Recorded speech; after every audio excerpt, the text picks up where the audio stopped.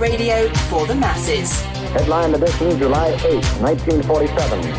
The Army Air Forces has announced that a flying disc has been found and is now in the possession of the Army. If the game is rigged, change the game. Game changer. I occasionally think how quickly our differences worldwide would vanish if we were facing an alien threat from outside this world. This is Fade to Black with your host, Jimmy Church, on the Game Changer Radio Network and KGRA, the Global Radio Alliance. I need your help to get to the year 1985. You're listening to Fade to Black with Jimmy Church on the Game Changer Network. Welcome, Fade to Black, bespoke radio for the masses. How you doing? How you doing? It's Monday, October 1st, 2018, 277 days into the new year, just 88 days left. As always, we are live. We're live from a bunker somewhere in the middle of beautiful downtown Burbank, California. And I would like to welcome everybody listening all around the world, all across the United States, hither and thither, to and fro, back and forth, up and down, east and west, north and south, far and near. This is Fade to Black for KJCR, the Game Changer Network, and KGRA, the planet. I am your host, Jimmy Church. What is cracking, everybody? How you doing? How you doing? That's right, it's October 1st. And tonight we have a very special guest with us. Jim Breslo is here, host of the Hidden Truth Show. And he joins us 1 year after the Las Vegas shooting. And we're going to find out what really happened on October 1st, 2017. Man, I can't even believe it's been a year. And if you think about it, and all the coverage that we did here on Fade to Black and all of the media around the world and lack of it too as well, it's really hard to believe that it's been a year. Yeah, it's pretty incredible. So we're going to do a full show on that tonight. Las Vegas, 1 year later. Tomorrow night, Chance Gardner is here. And we're going to talk about the Magical Egypt Online Symposium, which kicked off today all around the world. And on Wednesday, I'm going to be on the symposium. That's right. So tomorrow night, Chance will be here. And then on Wednesday, Chance and I will be hosting, and I'll be the guest, one of the presenters for the Magical Egypt Online Symposium. That'll be on Wednesday. Also tomorrow night, joining us at the top of the show, I'm so excited about this, Graham Bonnet guitarist Kurt James is going to stop by. They are in the middle of a tour, and they are heading out the next morning. I don't want to give away too much, but so he's going to stop by tomorrow night, and I can't wait. Also, one of the things that's going down tomorrow night is Graham Bonnet's new video will make its world premiere tomorrow night too as well. So Kurt James is going to stop by, and he is the paranormal guitar player. That's right. Really cool dude too. He's an amazing player, but what a great guy. And he's going to be with us tomorrow night, so I'm excited about that. And then Wednesday, yes, that's right. That's what we're doing Wednesday. Wednesday night, there is a new 20 and Back insider, and his name is Jason Rice. His first interview on Cosmic Disclosure with Jay Weidner premiered last week on Gaia TV. His next interview, I believe, will be tomorrow night. That'll make its way online tomorrow night via Gaia. And that will be tomorrow. And Wednesday night, Jason Rice will be here on Fade to Black. Now, this is an exclusive interview, and we've got Jason here. And so he's making his worldwide radio and television debut here on Fade to Black on Wednesday night. Now, I know there's a lot of anticipation behind this show, and I get that, and I fully understand the reasons why. But there's always somebody's first show, and it will be right here on Fade to Black on Wednesday night for Jason Rice. So I know everybody's going to be tuning in for that. So, again, another amazing week here on Fade to Black. Thursday night is another Fader night with open lines all night long. John Rappaport and his No More Fake Newsroom live. And you've got all of the call-in numbers, 323-825-5045 or 323-275-9695 or 818-921-6929. As everybody knows, I'm a big social media guy. Did a little social media over the weekend. You can find us everywhere. On Stellar.com. That is our social media platform of choice. On Stellar.com. OnStellar.com. You can go and hang out with us over there. Of course, Twitter is at JChurchRadio. Facebook is whatever. And, of course, YouTube as well. And there you go. Now, I wanted to announce we have about 250 or so, maybe 300 shows on video that we've never posted. Okay, and the recordings are just sitting there hidden on YouTube. So over the weekend, we kind of went back and we're like, wow, there's all of these shows just sitting there that nobody's ever seen. You've heard them, but some people have never seen them. So we just went through and just merely clicked on, the check marks, the boxes, and unhid the videos. And it's really kind of funny because they only had one view, right? And the one view was the bunker cam. And that's it. So they're just sitting there. So, it's been a while. So we just kind of went back and unhid, going in order. I think we probably did 25 over the weekend.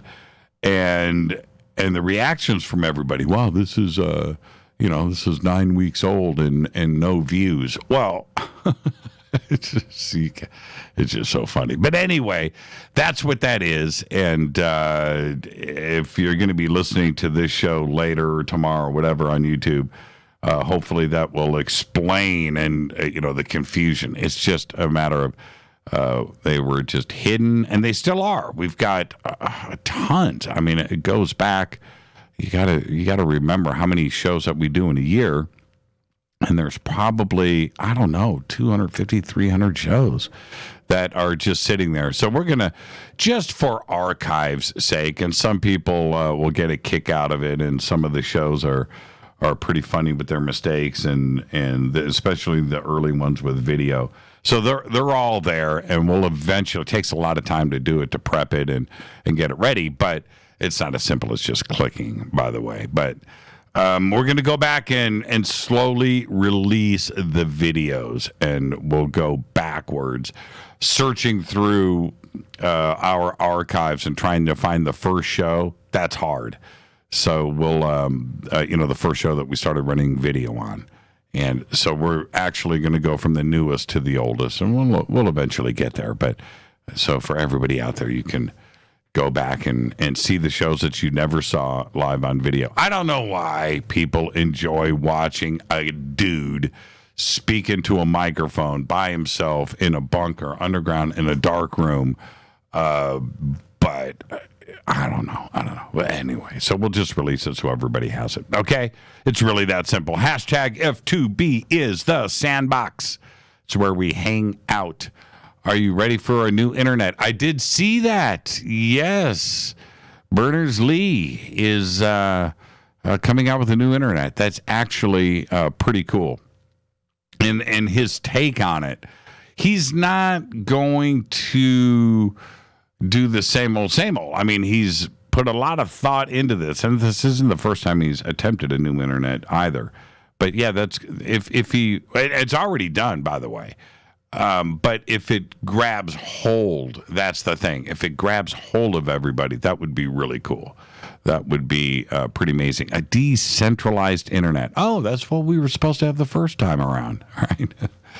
Yeah, did you hear about California? California passed a bill. We have our own net neutrality over here. See, now this is the deal, man. I got a lot to get to tonight, but let me just say this.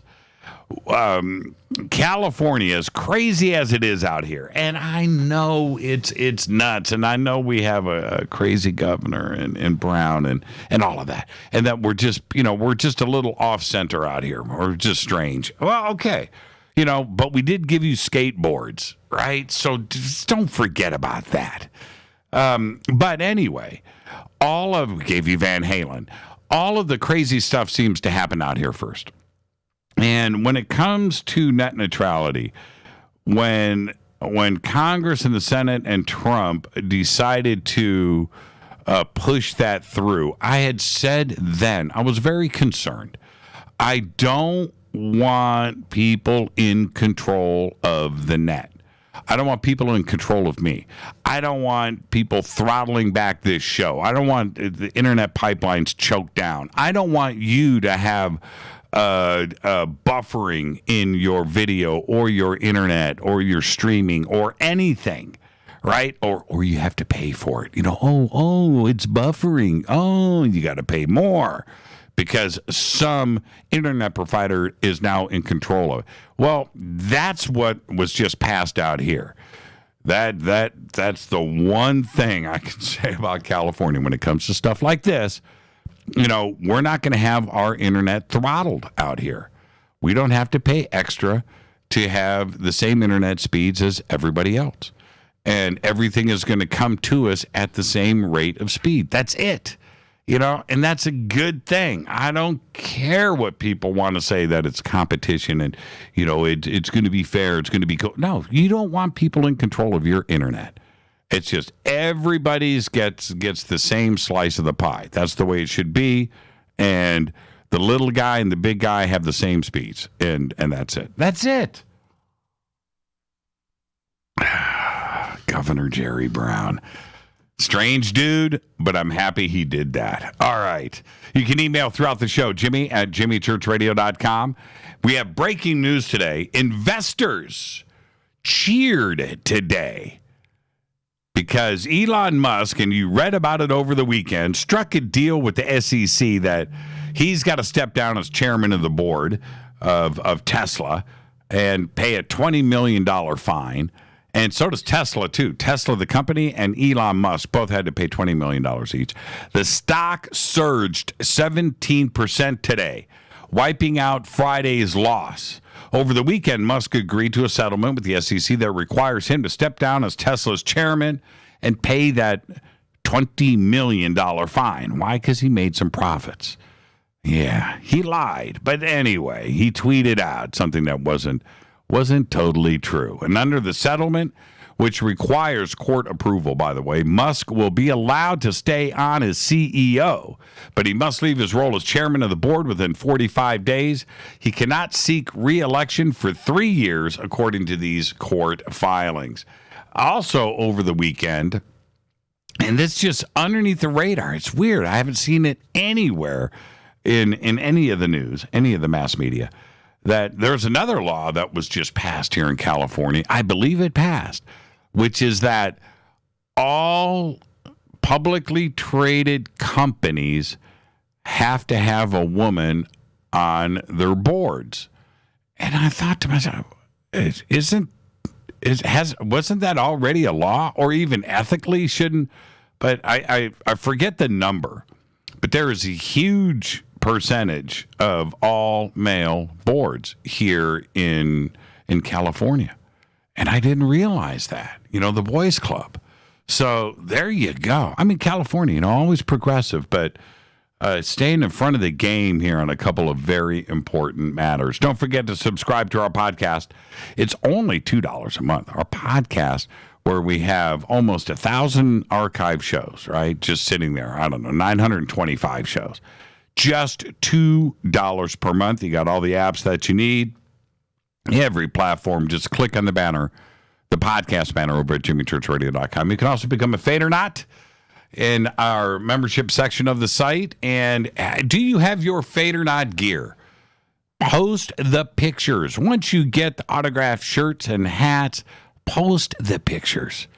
Okay, I've saved everything. I have no idea.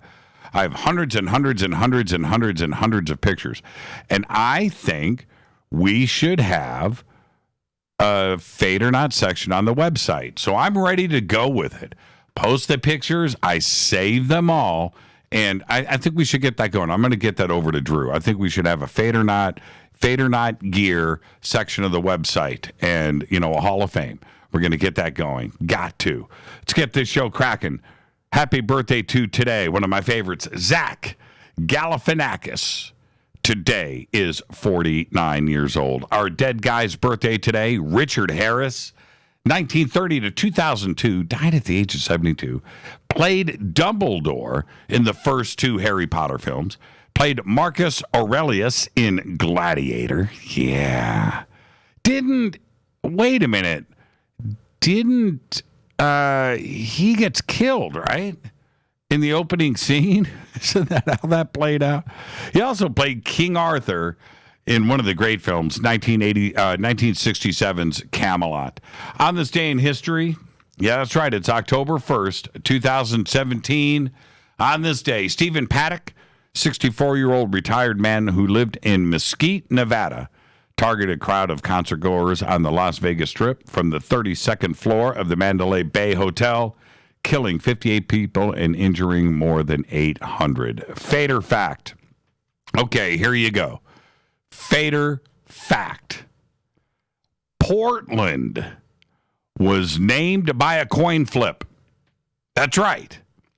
Had the coin landed on the other side, the city would be named Boston, Oregon. And that's a Fader fact. That's a trip, isn't it? That's one of those facts. You just got to sit back for about a minute or two and just ponder that. Boston, Oregon. And it was 50-50. It was 50-50. Tonight, very special guest Jim Breslo is here. He is the host of the Hidden Truth Show. He joins us 1 year after the Las Vegas shooting. That's right. Today is October 1st. And we're going to discuss what really happened that very, very insane night back in 2017. Tomorrow night, Chance Gardner is here. We're going to talk about the Magical Egypt Online Symposium that kicked off today. Almost 2 straight weeks of Egypt knowledge is going down right now. And also tomorrow night, Graham Bonnet guitarist Kurt James is going to stop by. I cannot wait for that. And then Wednesday night, we have a new 20 and back insider. His name is Jason Rice, and he will be here for a very, very exclusive Fade to Black evening. Thursday is another Fader night with open lines all night long. John Rappaport's going to be here with his No More Fake Newsroom Live. And with that, I'm going to hit my Fade to Black blend coffee. Thank you, River Moon Coffee. Go to the River Moon Coffee banner over at jimmychurchradio.com. Promo code F2B blend. There you go. All right. Absolutely the best coffee in the world right there. Fade to Black blend. Okay, the Las Vegas shooting. When that went down, we got a text from Las Vegas. And Rita and I were on our patio. Okay? We're on the patio. And And this text came in from Las Vegas. There's a shooting going on right now here. Machine gun fire in the streets of Vegas. And that was the text.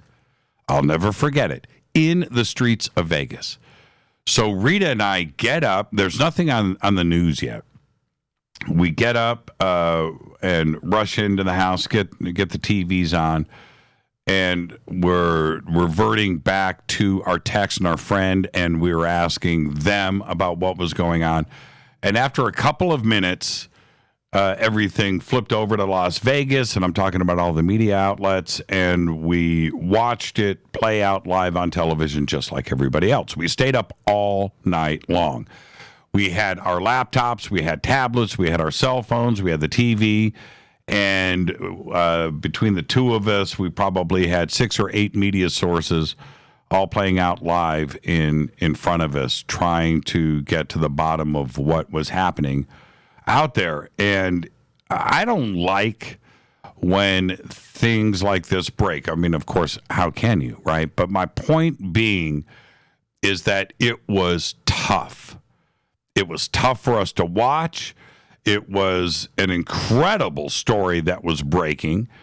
And our job, not only in doing Fade to Black, but being journalists and staying out in front of this and trying to get to the real news, that's what we do. And we watched it. The way that it ultimately ended up unfolding started that night.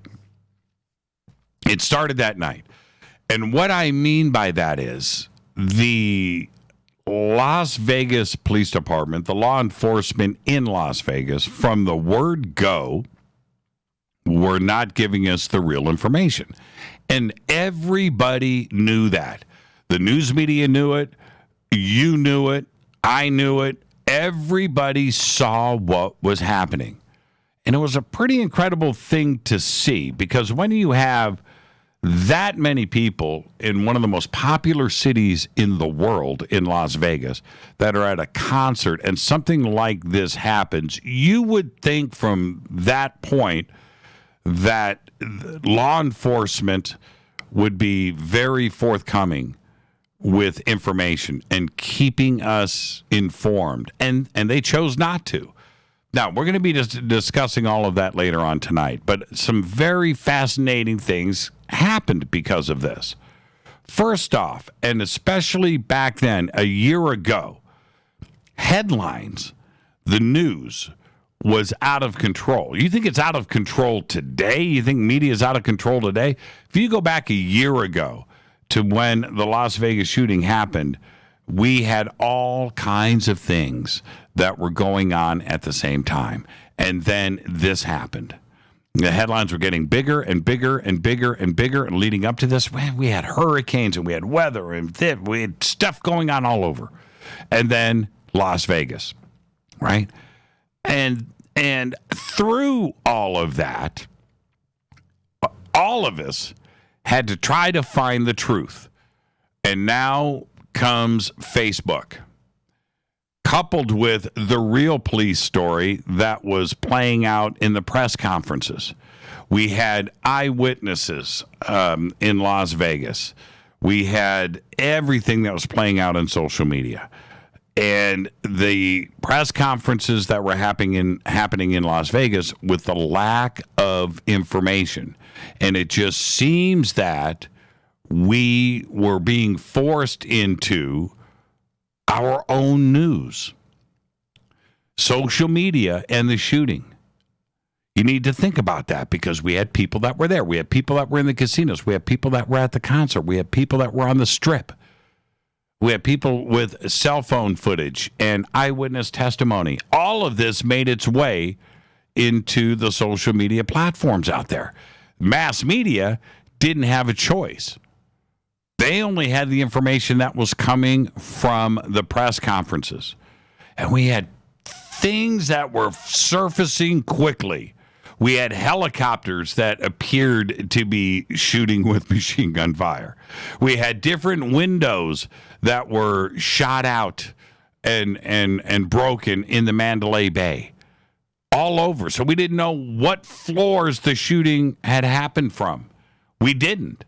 And the police weren't telling us anything. We had no timeline of events. Remember that. The lack of information. And so what ended up happening?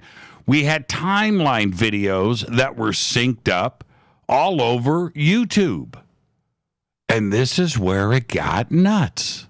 YouTube and many of the changes in YouTube that we see today started with the Las Vegas shooting information that spread on the platform. That's right.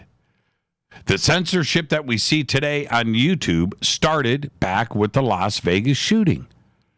And not all, but the majority of the information that we were getting that was spreading all over mass media, all around the world, on online forums with CNN and Fox and RT and BBC, you pick it, was because they were getting their information off of YouTube because they weren't getting it from the police. And the lack of police information was the cause of what happened on YouTube. And I'll say this, not many will come out and admit to the real truth about what happened. You need to think about the timeline of events. So, with the cell phone footage, with everything that was compiled from different media outlets, with eyewitness testimony, we decided to, when I say we, I'm talking about the fringe and the alternative media out there, we turned to YouTube to get the information out because the Las Vegas police decided, and the feds decided not to give us information via the press conferences. And we knew this. We knew that they were choking back. And to this day, they hold back all of that critical information. And so, with everything that was happening on YouTube and the lack of information, some of the YouTube information wasn't credible. Some of it was completely fabricated. Some of it was hoaxed. Some of it was spot on the money. And YouTube chose to start censoring. And all of it happened because of the Las Vegas shooting. Today, 1 year later, where are we on all of this? We need to get to the real information. Our guest tonight is Jim Breslo. And with Jim, we will get to everything when it comes to the Las Vegas shooting. I am going to take a break right here. And when I come back, we will be joined by our guest, Jim Breslo, host of The Hidden Truth Show. I'm your host, Jimmy Church. This is Fade to Black on the Game Changer Network and KGRA The Planet. You can follow me on Twitter at JChurchRadio. You can follow our guest tonight, Jim Breslo, at Hidden Truth Show on Twitter. Email is jimmy@jimmychurchradio.com. 1 year after the Las Vegas shooting, October 1st, 2017, we have come a long way. And still, we know nothing. I'll be right back. Stay with us after this short break.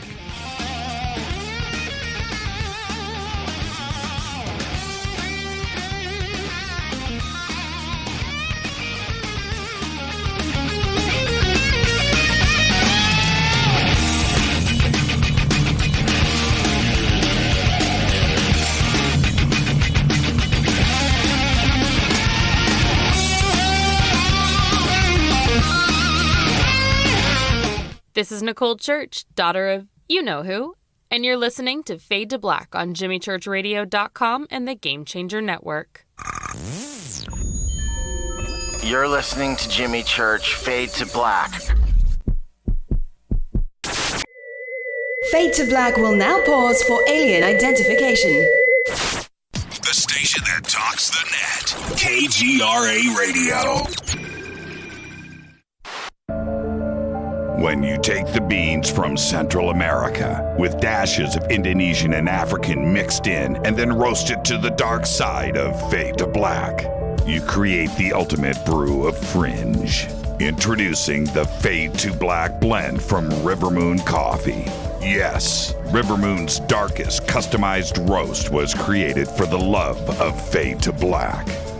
The alchemy of masterful roasting and smoking the beans is in every sip of this full-bodied dark Java. I need my coffee dark, deep, with distinct bittersweet chocolate highlights, just like the bunker. Leaning further into the darkness of the roast is Fade to Black Blend from River Moon Coffee. Just click on the banner at jimmychurchradio.com and use the promo code F2BBLEND for 15% off of your order today. Go Beckley Teppy. This is Jimmy Church of Fade to Black, and you can get our podcast for just $2 per month.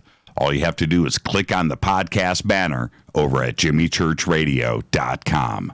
Times are changing. The circus of politics, healthcare's low standards and high prices, and let's not forget food quality. What to do? Arm yourself with Life Change Tea at getthetea.com. In a world of chemical imbalance and poor air and water quality, it's time you make a move. Log on to getthetea.com and stock up on organic non-GMO supplements. Don't forget the tea. Cleansing your body never felt so good. And we have a brand new tea called Takedown Tea, which helps support healthy glucose. All natural body support so you can be at your best, naturally. All you have to do is log on to getthetea.com. That's getthetea.com. We're not a fad that comes and goes. We are the real deal. Join us and armor up. Getthetea.com. That's getthetea.com. Changing America's health one tea bag at a time. 9 out of 10 geneticists agree. Fade to Black is not your father's radio show on the Game Changer Radio Network and KGRA, The Planet. Do you want to lose weight but have no idea where to begin? The Fast Start Diet, a 3-day weight loss plan, is the answer. 3 days of nutritionally balanced, calorie-restricted meals delivered right to your door. No shopping, no measuring, and no cooking. Everything is prepared for you and ready to eat at home or on the go. The Fast Start Diet has all the amazing benefits of intermittent fasting without starving. We've helped thousands of people who have struggled to reach their weight loss goals. Isn't it time we helped you? With the Fast Start Diet, you'll lose weight and feel great. Find Fast Start Diet on Amazon or go to faststartdiet.com and use promo code TALK to get 10% off your first box. And as a special bonus, Fast Start will include their #1 rated Lipo3 appetite suppressant spray free with your order. This is Jimmy Church. And whatever your diet plans are, do what I did. Go to faststartdiet.com. Hi, this is Rob Reiner from Anvil, and you're listening to JimmyChurchRadio.com. What's up? I'm Chris. What up? This is Kyle Massey, and you're listening to Jimmy Church Radio.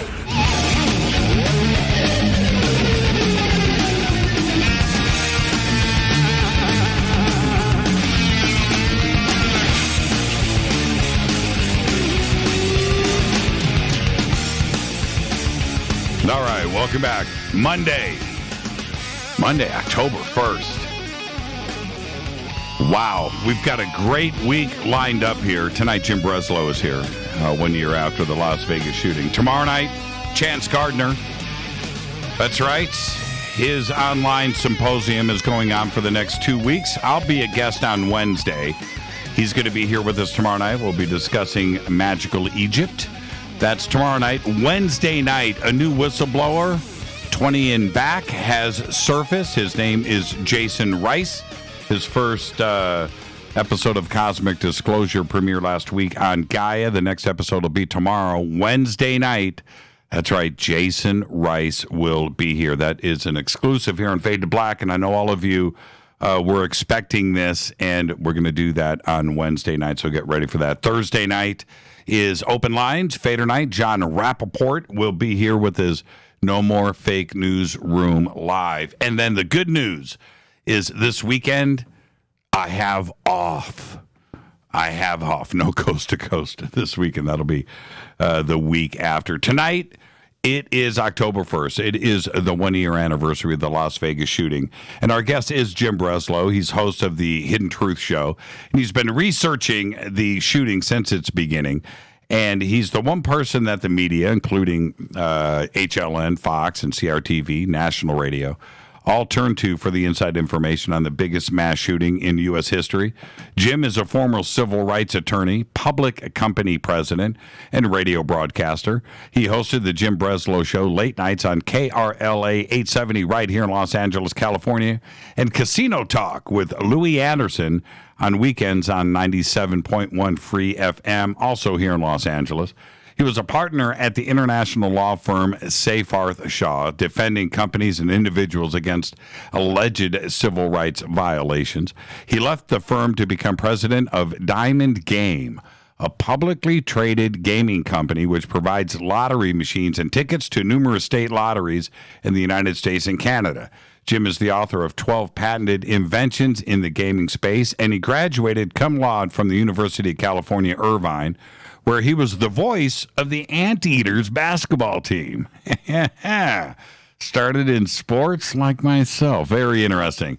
And host of the Freedom of Voice talk show on KUCI-FM, and received his law degree from Northwestern University, serving as editor of The Law Review. Today, he hosts Hidden Truth, a weekly series which dives deeply into the controversial and unresolved issues of our time to discover the truth, irrespective of politics, religion, or agenda.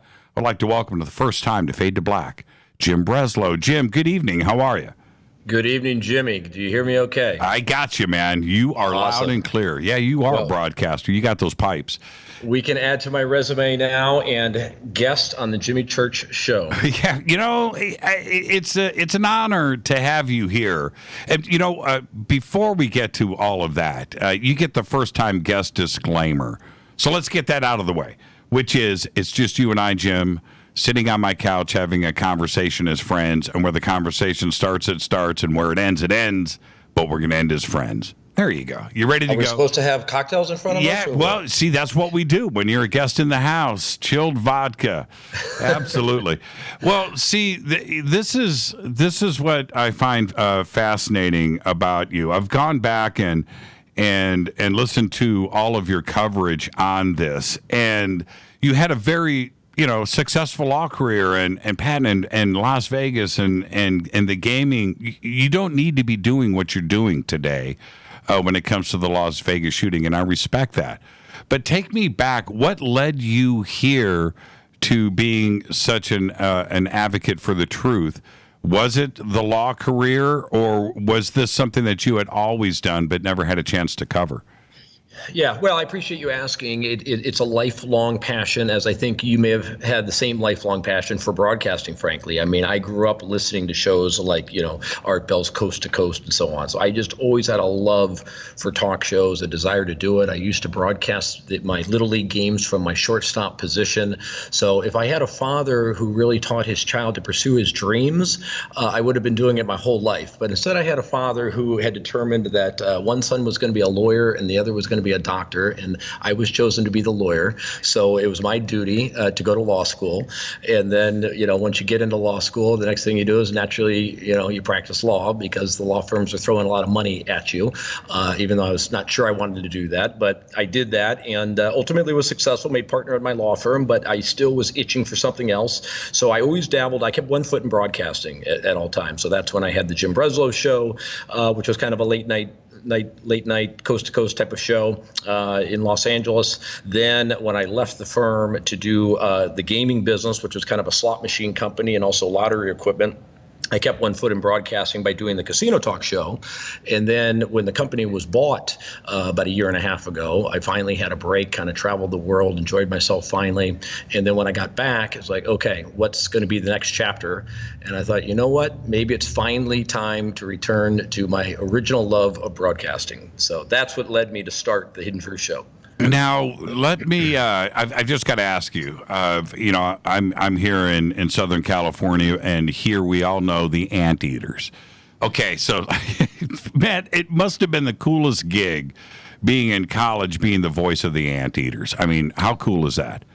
Well, not only that, but they actually had a pretty good run at that time. So people of my age that may remember the UNLV Running Rebels with Jerry Tarkanian during their height when they won the championship. Well, believe it, Irvine would play them twice a year. So I got to call the Irvine versus UNLV games, and believe it or not, we actually knocked them off.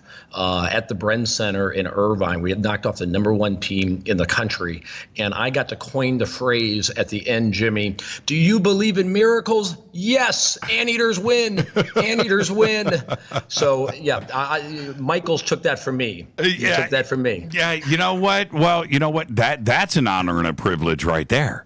See, the thing is this. I think all broadcasters, whether you're in talk radio, and we've seen a lot of talk radio guys try to go and do play-by-play and do color commentary for sports, because secretly that's what we all want to do. I mean, that's a tough gig. It's fun, and when you're good at it, it's like the ultimate. And mad props to you.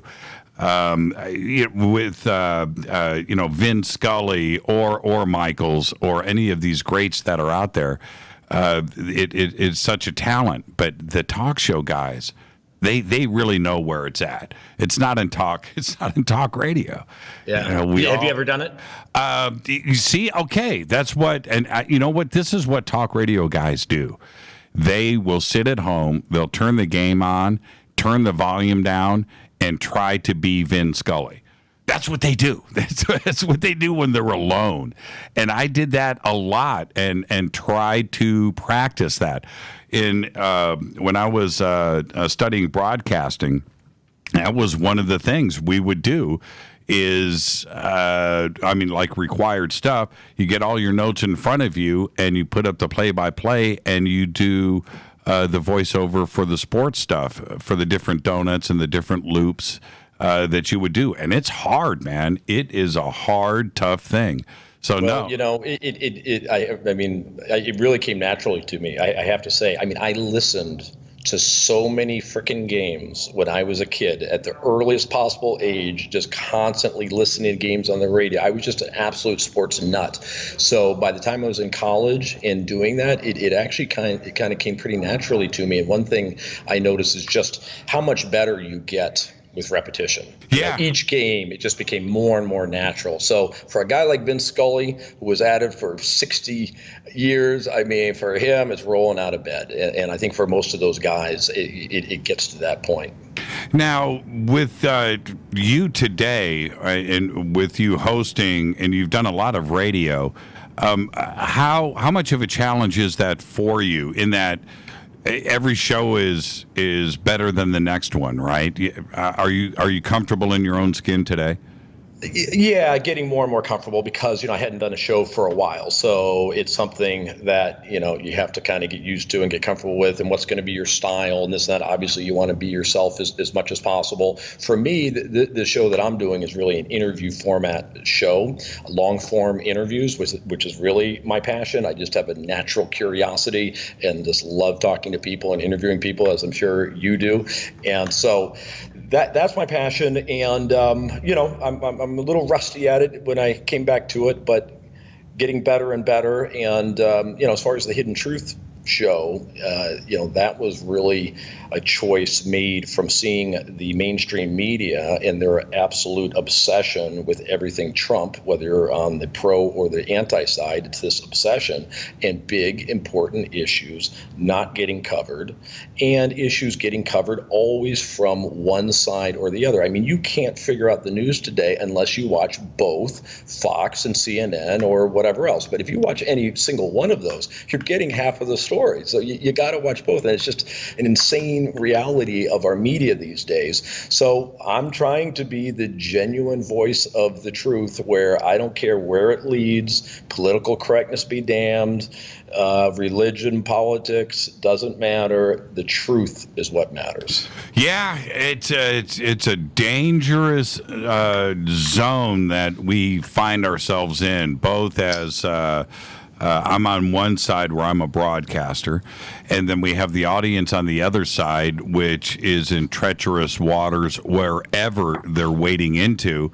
And we don't know where the truth lies anymore, and it has gotten more and more polarized. It's getting the different media outlets out there are getting more and more extreme, where they were always sort of extreme to the left or to the right or whatever their broadcasting platform was. But now it is just taken off to so far left or right, and it doesn't matter what the subject is. No, I think that ethics used to play a big role in journalism, and there was always the money element, but there was the ethical standards. And I think that the money, as often happens now, has become far more important than the ethical standards. Well, and that's why the Las Vegas shooting, to me, is the ultimate situation for a journalist. And I said this from the first night that the shooting happened. Here is an opportunity for real journalism to happen, because you are given all of the tools.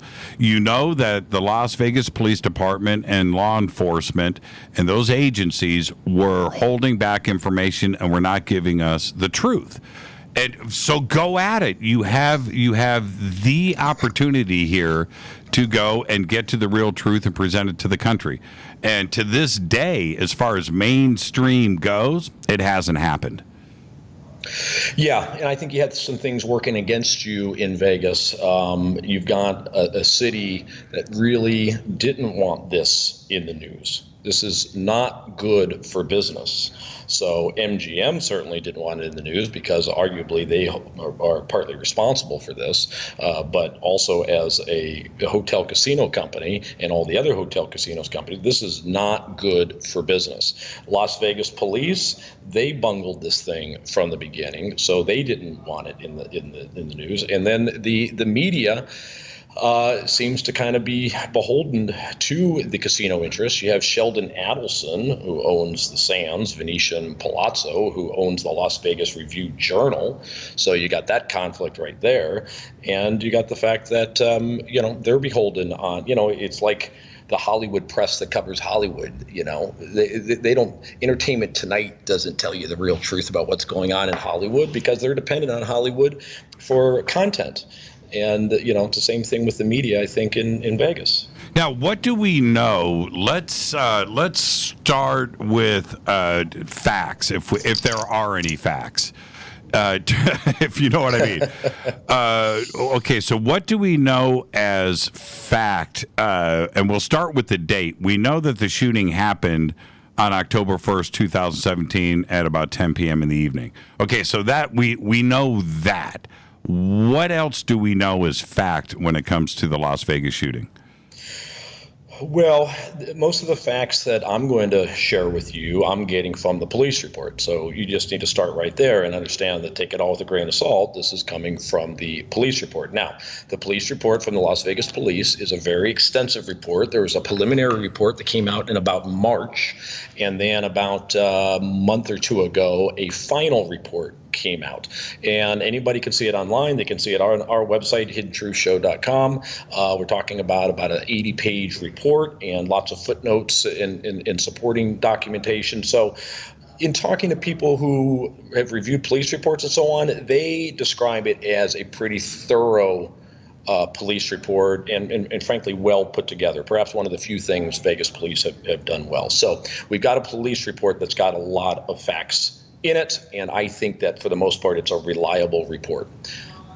Now, the shooting happened on October 1st, and Stephen Paddock, I want to start to pick this stuff apart now.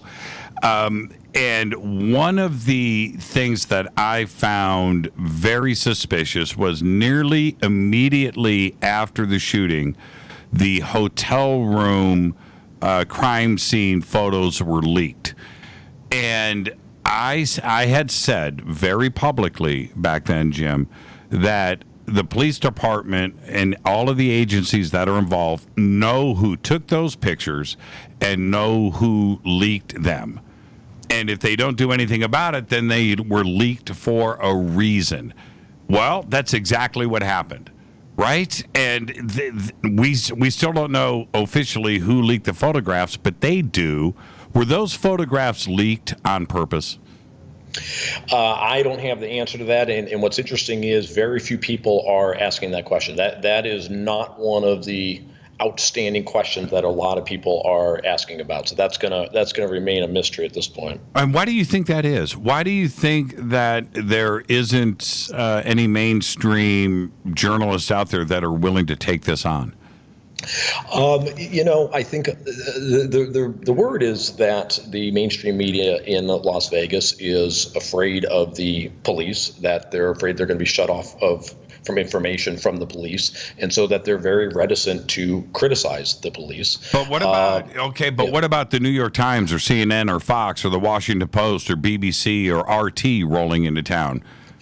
I think that a lot of this stuff for them borders too much on the conspiracy side of things, and they tend to stay away from that. The mainstream media thinks of that as, for a certain group on YouTube and on the internet and so on, and that stuff is kind of beneath them to pursue. And I consider myself not a conspiracy theorist, although I am someone who is going to dig into the conspiracies. But I found that I had been a guest on some shows, and then they didn't want to have me as a guest anymore because they thought that my show was getting too conspiratorial. So that'll tell you how much the mainstream media is keeping arm's length from anything conspiracy, especially now when you see Alex Jones getting kicked off of things. Mm-hmm. I think that's causing the mainstream media to run even further away from any of that type of journalism. Well, and here we have the opportunity. If you don't want conspiracy theories out there, then have a real press conference and tell us the truth. But as long as you hold back, we're going to go out and try to figure out things on our own, and that's where the conspiracy side comes in, because the Las Vegas shooting gives us every opportunity for extreme thoughts. Yes, and the bungling from the beginning has fed the conspiracy theories, because you think, well, gee, why are the police coming out with 3 different explanations as to what happened to Paddock? Why are they coming out with 3 different explanations as to the timeline? Why are they suddenly not releasing information? Now, you could take that to a big conspiracy theory and fit that into all kinds of different conspiracies, or you could chalk it up to police incompetence. And before we go there, I mean, I was questioning the timeline aspect of this, where things weren't just lining up, and then the videos that were showing up on YouTube, which seemed to be lined up accurately with the gunshots that were happening and the timing of things, which wasn't lining up with what the police had publicly said. Well, if you don't come back with another police press conference explaining the discrepancies, then who's right here? And I think that was a big issue. Yeah, that's where Lombardo really was horrible. I mean, he wouldn't just come right out and acknowledge. He would come out with a new timeline and pretend it wasn't a new timeline. And the press are kind of like listening to him up there explaining things like, but that's not what you said yesterday. And it's just rolling off his tongue as if nobody should pick up the fact that he's just totally changed the story from one day to the other. So there's a problem with this guy. He got reelected in the middle of this, which is just unbelievable. The Las Vegas Review-Journal endorsed him, even though they're one of the organizations that had to sue him in order to get him to release information. And they finally had to go to the Nevada Supreme Court, which finally said, Las Vegas police, stop screwing around and release this information. You've provided no basis to not release all this information, and finally ordered Lombardo to release all this information. And he released it all in a big FU way, because he just started dumping the information. No context, no explanations, no table of contents, just dump after dump after dump. Said, oh, you want it, media? Here you go. No press conferences, no nothing. Just unbelievable how horrible it was presented. Now, when we come back after the break, you happen to get the amazing scoop. You interviewed Stephen Paddock's brother. You were the first person to do that. We're going to talk about that when we come back. Before we get there, I hope everything is okay there. That sounded strange in the background. That was the door. Okay. It wasn't anything we need to be alarmed at. I'm still here. Okay. But what happened with that hotel room on the 32nd floor? Can people stay there?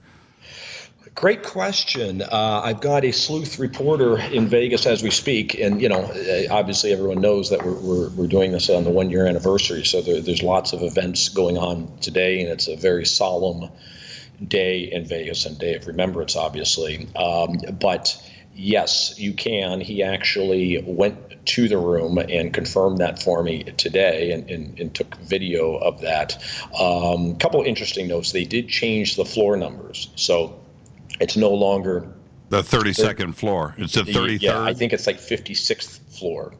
And it used to be room 135. Now I think it may be room 235. So they kind of rotated that a bit. But yeah, you can, as eerie and creepy as that sounds, yes, you could rent that room out. I am sure, just like there are people that proposed marriage to Manson, right? I'm sure that there are people out there that want to rent that room. Well, that's disgusting. So I hope it wouldn't be that type of person. But some of these, I can tell you though, some of these YouTube citizen journalists that have been doing a great job covering this. That is the type of thing that they may do, because they may want to be in there and do their own inspection, because frankly it is quite interesting and intriguing to see the view from those windows to the festival. Have you been in the room? No, but obviously I've been to where the festival was and looked up at the room multiple times. And one of the observations you have when you do that is like, wow, what a perfect place for him to commit what he did. I mean, it is really perched over that festival, and those people at the festival were absolute sitting ducks. Let's take a break right here. We need to get that out of the way. Our guest tonight is Jim Breslo, host of the Hidden Truth Show. It is 1 year. That's right, October 1st, 2017. It's 1 year since the Las Vegas shooting happened, the biggest mass shooting in United States history. We're discussing all of the angles tonight. We'll be right back after this short break. I'm your host, Jimmy Church. This is Fade to Black. Stay with us.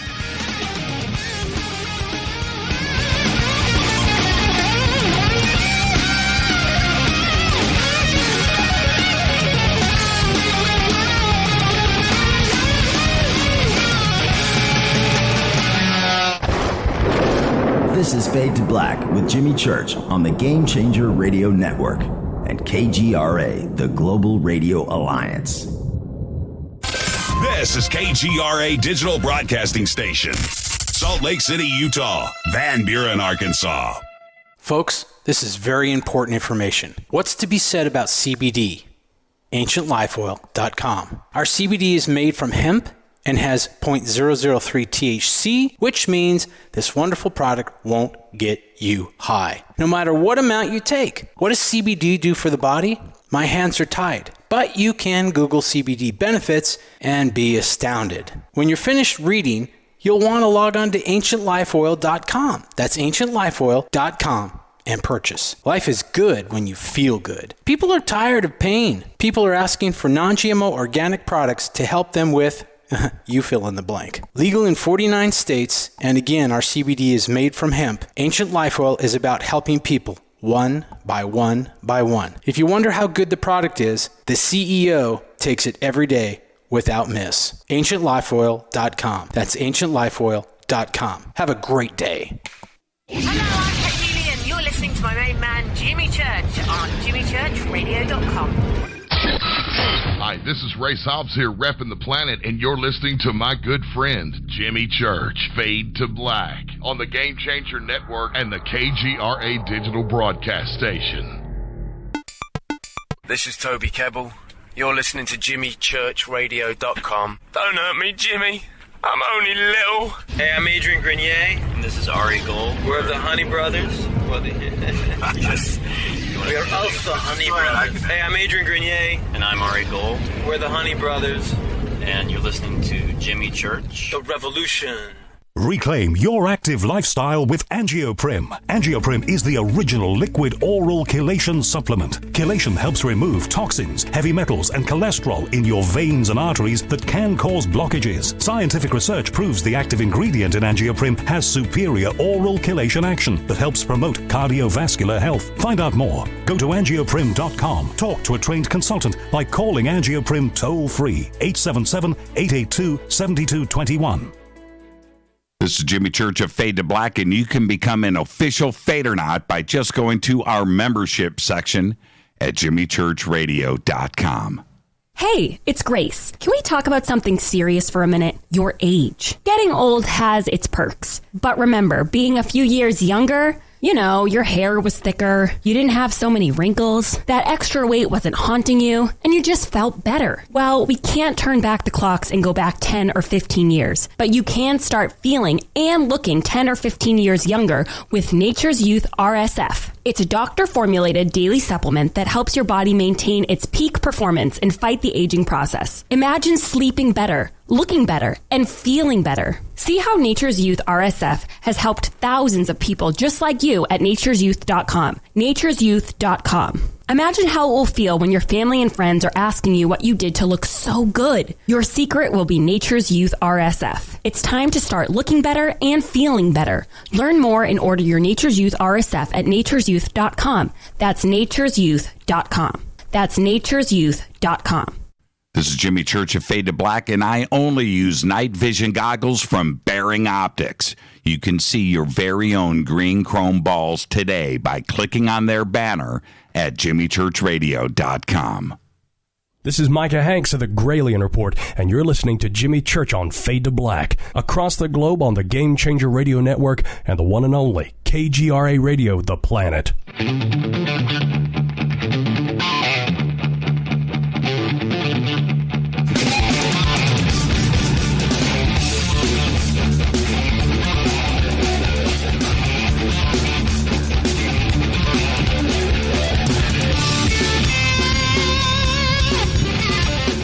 All right, welcome back. Fade to Black. I'm your host, Jimmy Church. Our guest tonight, Jim Breslo. We're discussing, yes, it's been 1 year. It's hard to believe that a year has passed already since the Las Vegas mass shooting at the Mandalay Bay, which happened on October 1st, 2017. And Jim, I want to start to break down some of the ginormous questions that we all have here, and try to get to the bottom of all of this. And so we'll kind of start backwards and move forwards. But one of the questions that stays out in front of all of us is we're talking about 24 firearms, a huge amount of ammunition, high-capacity magazines that were holding 100 rounds each, were all found in the suite, and AR-15s, and it's just crazy the amount of firepower that was brought into the hotel room, which in Las Vegas, as you know, is one of the most monitored places on planet Earth. But nobody saw this happen. And were Bellman involved? They didn't know. I don't know. These are heavy suitcases, too. I mean, how did he manage to pull that off? Yeah, well, heavily monitored, certainly the gaming floor, right? But what we're learning is Vegas isn't as heavily monitored as we thought once you get off of the gaming floor. They like to keep a close eye on their money, but when it comes to other things, they're not near as careful. I mean, you got thousands of people, streaming through these places, per day and so on, coming through the front door and the back door and roaming around. So, they don't have cameras, for instance, in the hallways of the floors. They don't have alarms, for instance, on the windows. That was one of my first questions: is shouldn't an alarm have gone off as soon as he broke that window? Right. No alarms on the windows. We don't know what happened in the hallway because there's no cameras in the hallway. So it turns out Vegas is not as secure as we thought. Also, when you're a high roller, you get special treatment, and people don't look at you as closely. And when you want to use the service elevator, they let you use the service elevator. And when you want to bring up lots of bags, they don't question it. So yeah, we've got the video that shows the bellman helping him up with the bags. In fact, one of them shows that Paddock wasn't even with the bags. He trusted the bellman to bring the bags up without him even with it. There's the bellman bringing them to up the elevator by himself. So you mentioned that I interviewed the brother, Bruce Paddock. He says that this is not the first time that his brother had brought guns up into the Mandalay Bay.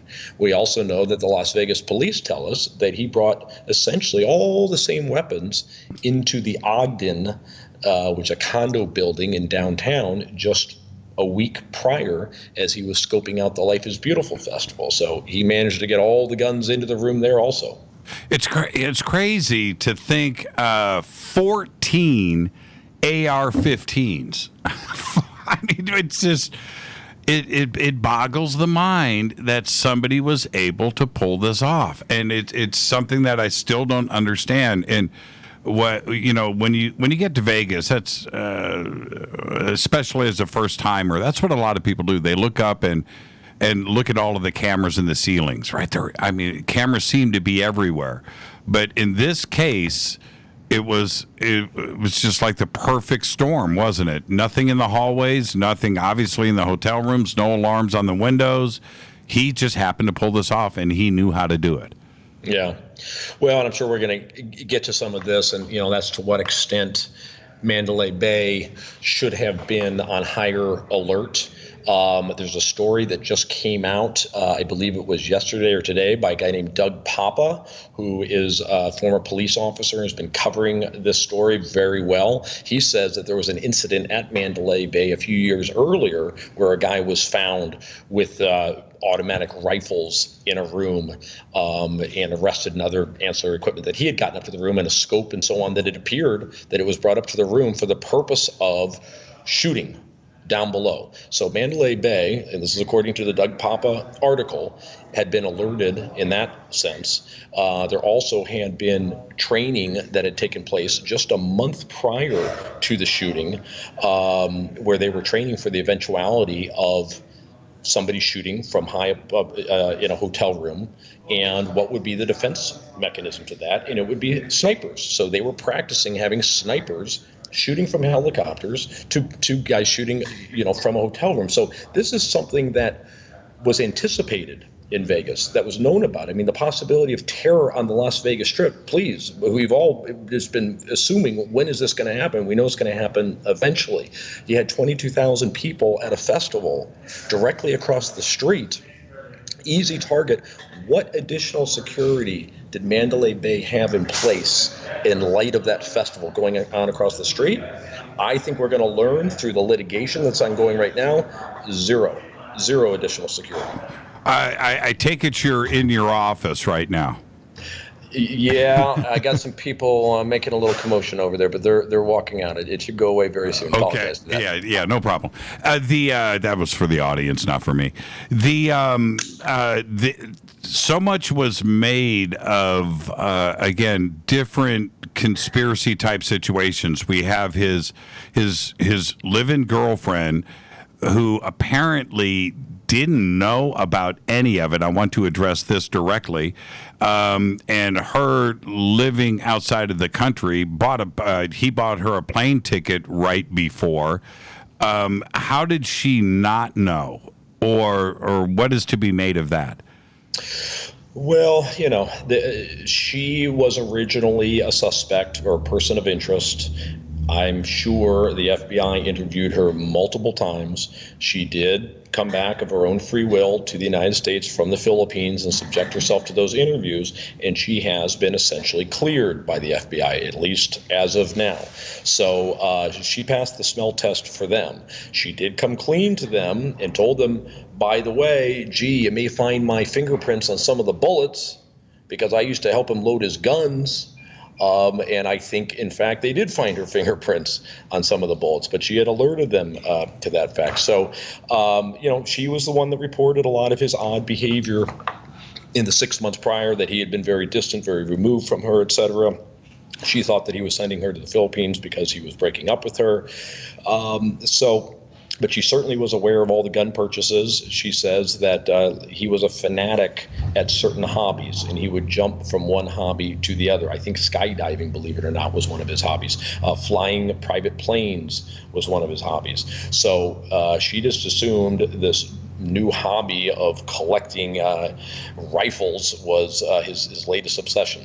Now, let's get into some other pretty strange stories that surfaced. One, that this was a gun deal gone bad. This was some undercover operation with the FBI, or maybe a foreign government was involved too as well, or maybe Mexican cartels were. I mean, everything was put on the table here. And with the lack of the information coming from the local agencies, it seems like maybe somebody was covering something up. Yeah, so I was kind of hot on that trail for a while, and when I say hot on it, it was something that was of significant interest to me that sounded like what could very well be an explanation. Again, some of these citizen journalists that you'll find on YouTube and so on were digging into it far more than I was. But you have a situation where the guy did seem to have an inordinate amount of money, a lot of real estate, which is a natural place to kind of launder money. He's gambling a lot. That's another place that you launder money. He flies private planes. He's got homes in kind of random places like Arizona and Nevada and so on. He's got an inordinate number of guns. So all those seems to be pretty good circumstantial evidence that something else is going on here. But ultimately, one of my thoughts was like, you're not going to do a gun deal in the Mandalay Bay Hotel. If you're going to run guns, you don't run them through a suite on the 32nd floor. So that's where that theory kind of falls apart for me, because most of those theories said that, yes, this was some type of a gun running deal, and something went bad, something went wrong, who knows what, but that's why there were so many guns up there. And that for me doesn't pass the smell test, because I just think it's the last place you would pick to do a gun exchange. Well, I looked at that too, and my take is this, even though my take means nothing. But if you are going to set up somebody, and I'm talking about the FBI or some kind of sting operation, you would actually do something that seems a little bit dumb. And so for the criminals going, okay, yeah, let's do the gun deal at the Mandalay Bay. All right. Yeah, that makes sense. It's a public place. Okay, we could. It actually, for me, has the opposite of effect as to what you're suggesting. It would be the last place you would do it. Well, then that seems to me that's actually the place to do it. And if you think about all of the drug busts that happen in the middle of a parking lot somewhere where somebody is set up, to come in and do it, and it's like, man, what criminal is that dumb to do so? But there you go, right? That's my take on it. Sure. And then, but if you go down that road, then you got to start putting the pieces together with that, right? So, okay, it was a gun run. Okay, who was involved in this? Who was he running the guns to? Where is the evidence of that? You need to start building that story and having those additional pieces fit into place. And I think that's where some of those pieces have at least not come to light yet. And you also have to look at the fact, as I said, that he did rent out a room a week prior in downtown Vegas at the Ogden and bring all these guns up. According to the Las Vegas police, all the same guns were brought up to that room, and there was a music festival going on there. He also, according to Google searches, had been searching Lollapalooza in Chicago and also had rented a room out there overlooking that festival. He also supposedly searched Fenway Park, Santa Monica Pier. So that seems to point in the direction that this guy intended to do a mass shooting. Now, when you interviewed his brother Bruce, did you? I do want to talk about that. It was an amazing thing that you happened to pull off, and you were first in doing so. Did you get a motive? Yeah, he too much hookers and blow. That's the quote from the brother. Now, what does that mean? I think what that means is he was kind of not fond of his brother. They actually hadn't spoken in about 10 years and really didn't think much of his brother's lifestyle. Eric Paddock, who did a couple of big interviews outside of his home in Florida, kind of, the very next day. Those are the interviews that most people have seen with Eric Paddock. The one I did was with Bruce Paddock, who was living in Los Angeles at the time and facing child pornography charges. Eric was kind of close with the brother. In fact, he had investments with him. Bruce wasn't close at all, and I think, frankly, was kind of just a little bit disgusted by Stephen Paddock's lifestyle of kind of opulence and just not caring about anybody, gambling, frittering his money away, gambling, spending it on hookers, and apparently that is kind of confirmed that he was known for getting hookers. In fact, there was 3 women registered to the room that we still don't know much about, but the assumption is that these were prostitutes that he had put their name and registered them to the room. So his theory would basically be that he lost all of his money gambling. He did mention IRS debts. That's something that hasn't really come to light yet, but might come out in the FBI report that's coming out. By the end of the year, I think we may learn that he owed some significant debts to the IRS. So he had all this piling up, and you put that with a narcissistic personality who's used to being treated as a VIP and so on. He's realizing this VIP lifestyle is going to come to an end. Well, he's going to go out with a bang. Now, do you think, I don't want to spend a whole lot of time on Bruce, but the story was pretty big here in Los Angeles. You live in Los Angeles, and you know how the Bruce Paddock part of it was covered here on talk radio and local media. But do you think he's in jail now? He was homeless, right? He was bouncing around different retirement homes, or had a weird situation going on, then was caught with a laptop that had child pornography on it. And is he in jail? So no, he escaped the charges. I think the charges could be brought back, but there was a statute of limitations issue with them. And the issue was how many pictures were found. If it's under a certain number of pictures, then the statute of limitations is much shorter. If it's over a certain number, then it becomes a felony and the statute of limitations is longer. And the issue was how many pictures exactly were found. And they had a witness who they had problems with, and I believe what happened was the witness failed to appear for the trial. And so the police had to essentially dismiss the case against him, and he walked free. But I think the case could theoretically be brought back against him, but most likely it's done. So no, he is still living in assisted living in Los Angeles. He had a major back operation recently, and he is recovering from that back operation. And he believes that his brother Stephen had similar back problems, and I think he was getting that from the mother. And he speculates that that may have also played a role in it, that Stephen Paddock had deteriorating health. What about the let's move to the multiple shooter scenario? I've seen all the videos that everybody else has of the Mandalay Bay with what appears to be gunfire coming from different floors, not all from the 32nd floor.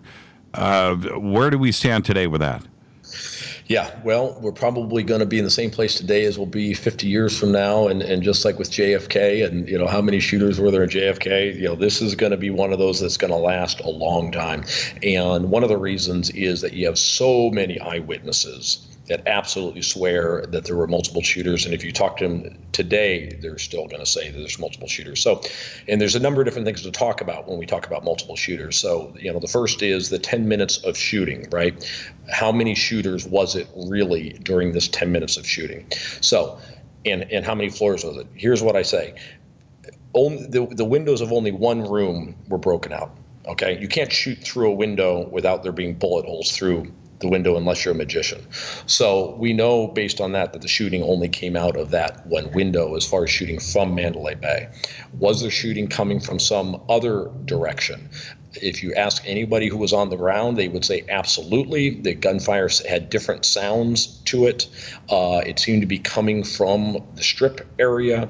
It sounded like more than one gun at a time. There's no way it was one gun. I was hearing the bullets coming from this direction. This person heard it from this direction. But you've got widespread panic. You've got echoing happening off of tall buildings. You have a sound system that is not turned off. So this sound system, when Jason Aldean runs off the stage, that thing's still picking up the shooting. So I think that's the explanation as to why people thought for sure that there were multiple shooters. I mean, it was just so many bullets. But, when you go back and you count and you see how many bullets were fired from that room, and I don't have the exact numbers, but it's about 1,000 or 1,100 rounds fired, and how many people were hit. And that number is about 480 people were struck by a bullet. 58 died by the bullet. So that means that almost 50% of the bullets that he fired actually struck someone. That seems to pass the smell test as being him hitting 50%. Yeah, that probably sounds about right. So in that sense, the number of people hit versus the number of bullets fired seem to support the idea that it was just Paddock as far as those 10 minutes. We can talk more about those 10 minutes if you want, or then we can also talk about after those 10 minutes. We'll get to all of that. But the video that shows the gunfire from the 6th floor window with the flashes, how do we explain that away? Yeah, I mean, I'm not sure the precise video you're referring to, but I certainly know that there are multiple videos out there showing reflections happening on different floors. And, I would just go back to, okay, is that window busted out? Are there bullet holes in that window? I just don't think that if there were, that could be somehow concealed from the public. Now, so what about more than one shooter in the room? Yeah, so that appears to be conclusively determined to be one, and here's why. You do have the body cam of the officers finally going into the room over an hour after the shooting ended, and on that I'd love to talk to you about if you'd like, because I still find that to be very bizarre why it took the police so long to breach that door. But you do have the body cam, and you do see Paddock there on the floor. You have multiple officers noting that there was only one person in the room at that time. Now, how do we know no one got out? Well, that's from the lock interrogation reports. And by those reports, which are, property of Mandalay Bay, they know when the locks on the rooms were engaged and disengaged. And according to that, they were last locked sometime in the 9 o'clock hour, 9:43, something like that, and they weren't disengaged until the police actually breached the door. So no one could have gotten out of that room after the shooting. So that's what would seem to conclusively tell us there was one person in the room at the time of the shooting. So how do you, I know you can deduce a lot from the police report, but how do you explain 1,100 rounds in 10 minutes? So that I am not a ballistics expert, and to be honest, I don't think we ever actually have interviewed one for the show. But I haven't heard, let's put it this way, I haven't heard an expert say that it's not possible. We do know that, of course, everybody's heard about the bump stock and that he was using bump stock and that he had the bump stock on, like 15 of the 22 rifles had the bump stock on them. So this, they're all loaded, they're all ready to go. It was explained to me that one reason you would want so many rifles and all the bump stock is that with bump stock rifles can jam. So he was ready, if any one of them jammed, he's ready to pick up the next one. So that number of bullets in that period of time, I believe that is doable in that scenario. And the ammunition itself, were all 1,100 rounds of the expelled, the shells, were all of those in the hotel room? Yeah, I believe so. The empty casings, were the empty casings all found in the room? Yes. Yeah, I'm assuming that's how they were able to count the number of rounds. Do you mean as opposed to they may have fallen out of the window as right, or found somewhere at another location? Yes. Mm-hmm. Yeah, I don't know the answer to that. It seems to ring a bell that maybe some casings were found, down on the ground below the window. And there are so many witnesses and employees, casino employees, insiders that have all said that there was action that was going down at the same time at multiple casinos. There were things that were happening. It wasn't just at the Mandalay Bay. Yes, so that gets very interesting, and that's what you start learning about when you listen to the 911 calls, and some very compelling calls of hearing shots, seeing shooters, and this is going on all the way through the 11 o'clock hour, where you're continuing to get, I think the number, somebody did a nice job, it goes by the name of Ron Burgundy, one of the citizen journalists, and we had him on the show recently. He did a nice job of reviewing every one of the 911 calls in the 11 o'clock hour, and he identified approximately 100 people calling in saying that they personally have just heard shots fired, and we're talking about all up and down the strip, and police were dispatched to investigate these shootings. This is one way in which I believe Las Vegas police have let down the public, and all you got to do is go to Vegas and talk to people that were there or are tuned into this, and these people, this is all so very raw and real to them still, and they're still convinced that there were multiple shooters, and the police aren't coming out and coming forward with explanations to say that, yes, we investigated this, and here's what we found. They've done a very poor job of answering what were these 100 911 calls. Now, I would say on the other side of things, well, where are the bullet holes?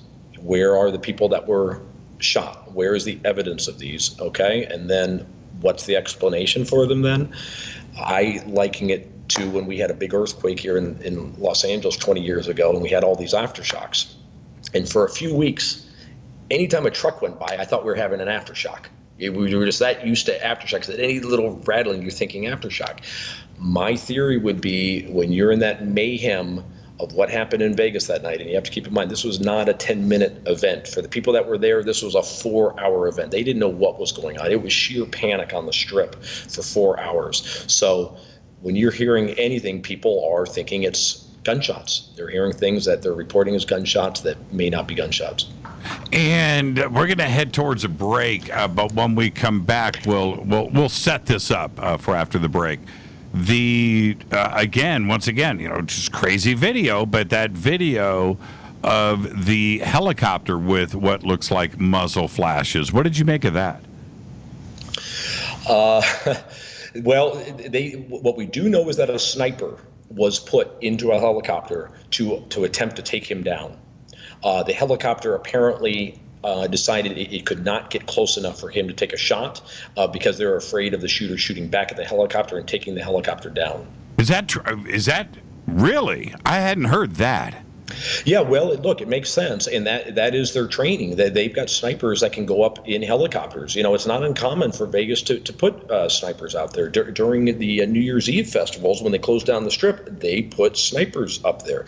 At the Life is Beautiful festival that they did do this year, they put snipers up. The question could be asked, why weren't there snipers in place for this festival? So they had a sniper in a helicopter ready to take out Paddock, but they never shot, or at least that's the official. Yes, I'm not sure I've seen an actual police report as to whether he ever fired or not, but the report that I saw said that they wanted to fire, they couldn't get close enough, and then presumably the shooting stopped, because I would imagine by the time they were able to scramble that helicopter and get it up and get it potentially into position, the shooting probably it was close to having stopped by then. So it is possible. That's interesting. So it is possible that this footage of this helicopter shooting may actually be a real video. We just don't know if that helicopter was shooting or not, but it could have been in place to do so. That's incredible. Yeah, we'd want to check the time on that if we've got a time code on that. But yes, one of the original so-called conspiracy theories was that shots were coming from helicopters. Well, we all know that there's always helicopters flying around Vegas, a lot of tourist helicopters and so on. But we do know it is confirmed that yes, police helicopters were scrambled as a result of the outbreak of the shooting. Let's take a break right here. Our guest tonight is Jim Breslo, host of the Hidden Truth Show. It's been 1 year since the Las Vegas mass shooting. We're covering all of the angles tonight, finally, here on Fade to Black. I'll be right back. I'm your host, Jimmy Church, on the Game Changer Network and KGRA, The Planet. Stay with us.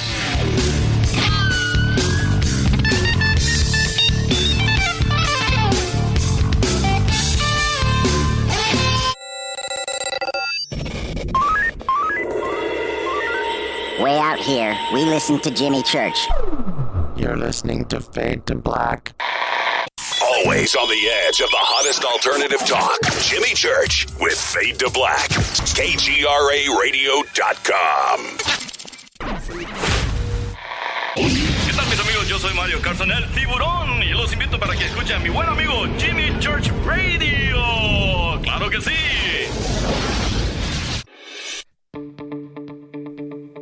Hurricanes, earthquakes, wildfires. This year we've experienced more than our fair share. This is Jimmy Church of Fade to Black, and last month I decided to make sure my family does not have to worry about food should we get caught in a real emergency situation. Introducing Numana, a healthy, storable product that tastes so good that you'll want to eat it every day instead of just during those times of duress. All Numana products have a 25-year shelf life, are MSG and GMO-free, no preservatives, and are made in America. With the Numana pack in your home, you'll be able to sleep at night knowing that you've protected your family. Not only have I tasted and tested, I own it. Now you can too. Just click on the Numana banner on JimmyChurchRadio.com and use the promo code Jimmy when you order. In addition to a discount, we'll send you an autographed Fade to Black t-shirt. Seriously. Go Beckley Tappy. Do you want to be an official Fadernaut? Of course you do. This is Jimmy Church of Fade to Black. Just go to our membership section at JimmyChurchRadio.com. So, you love talk radio? Then you'll love TalkStreamLive.com. TalkStream Live is always on, 24/7 with the best streaming talk shows. Find your favorite talkers and discover some new ones. It's free, readily available online or on mobile with any smartphone or tablet. Finding your favorite talk shows all in one place has gotten a whole lot easier. Just go to TalkStreamLive.com. Be sure to download the free apps from Google Play or the iTunes App Store. You listen to us, and we listen to you. And so does the CIA. KGRARadio.com.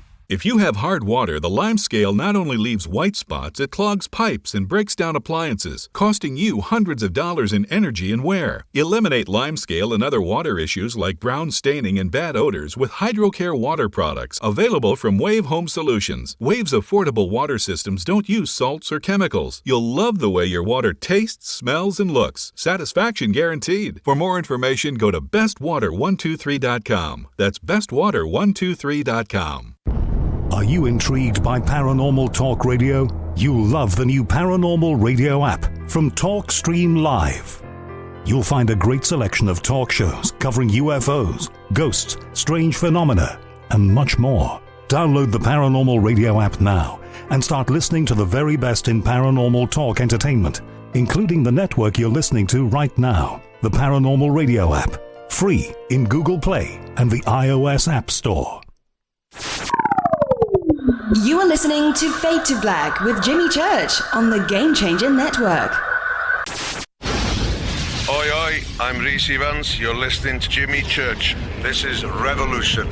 The revolution will not be televised. The revolution is on radio. Ciao.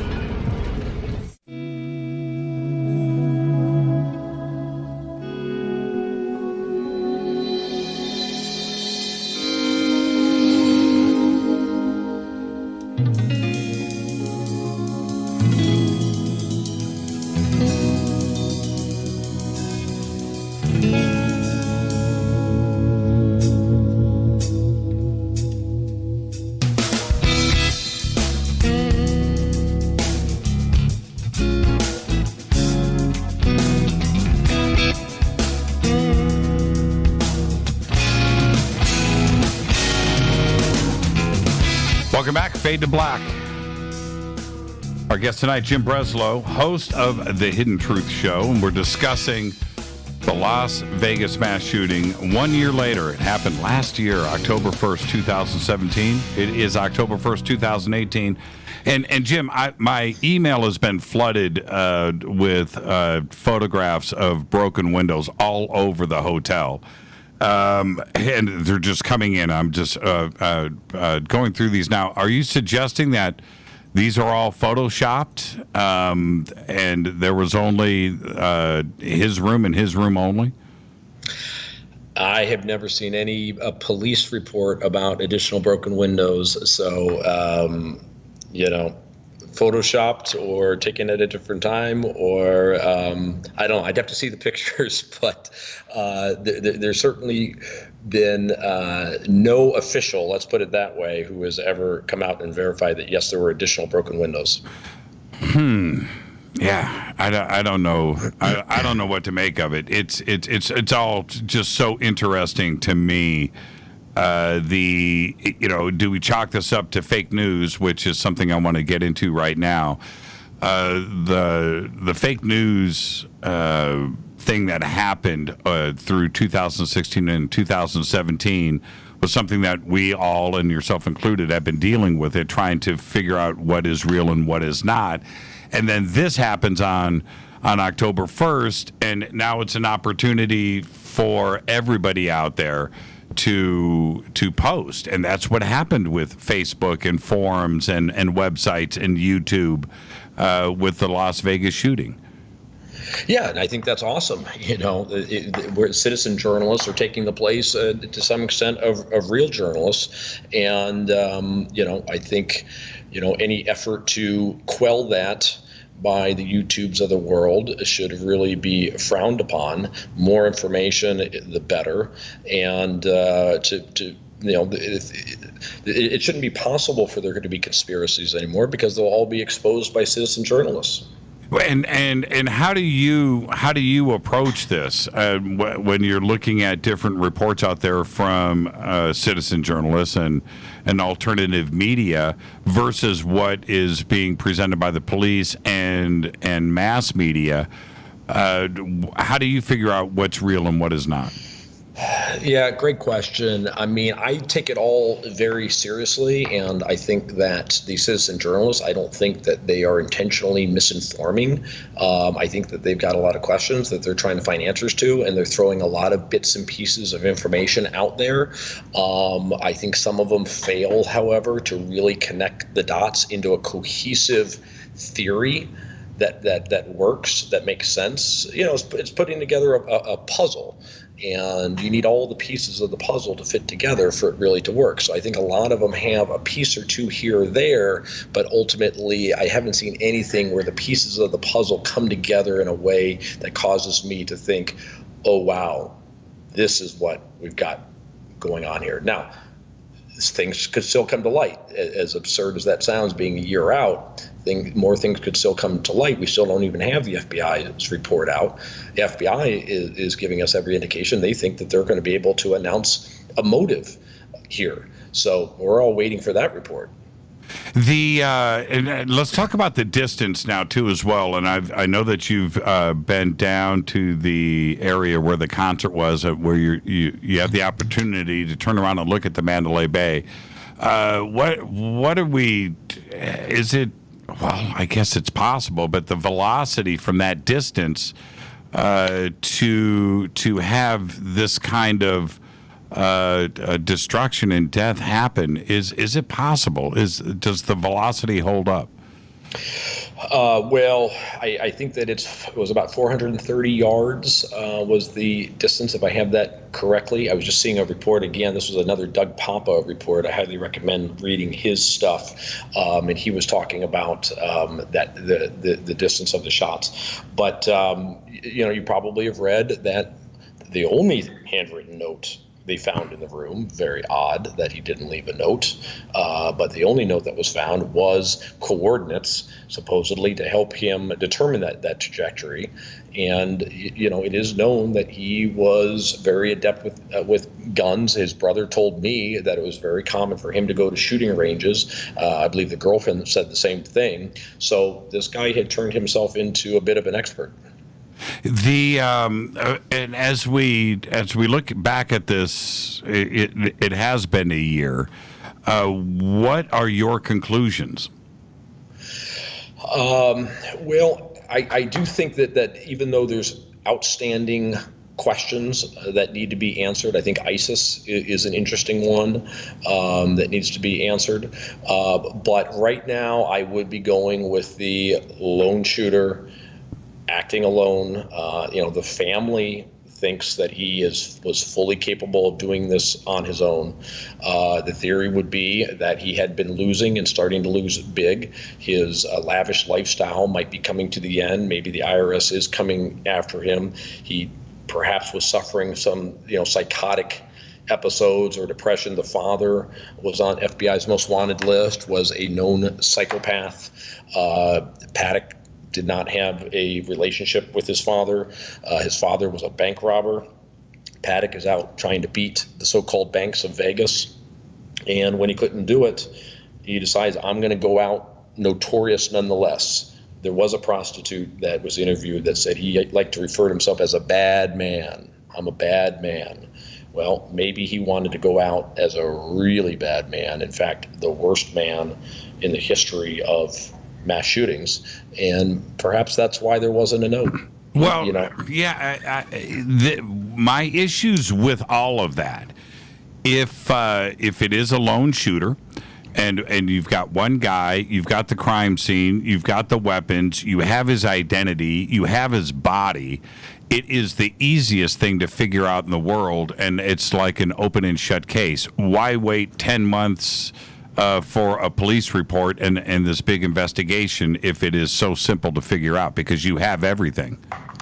Yeah, no, that's a great point. I mean, I've definitely been scratching my head on this FBI report and why it's taking so long. But, we've seen another FBI investigation taking forever. We know that the FBI is very methodical, very slow. They track down everything. There was some interesting reports, and I'm not going to get the numbers correct as far as the total number of FBI agents that have worked on this case, the number of field offices that have been touched, the number of international offices that have been touched because Paddock traveled internationally.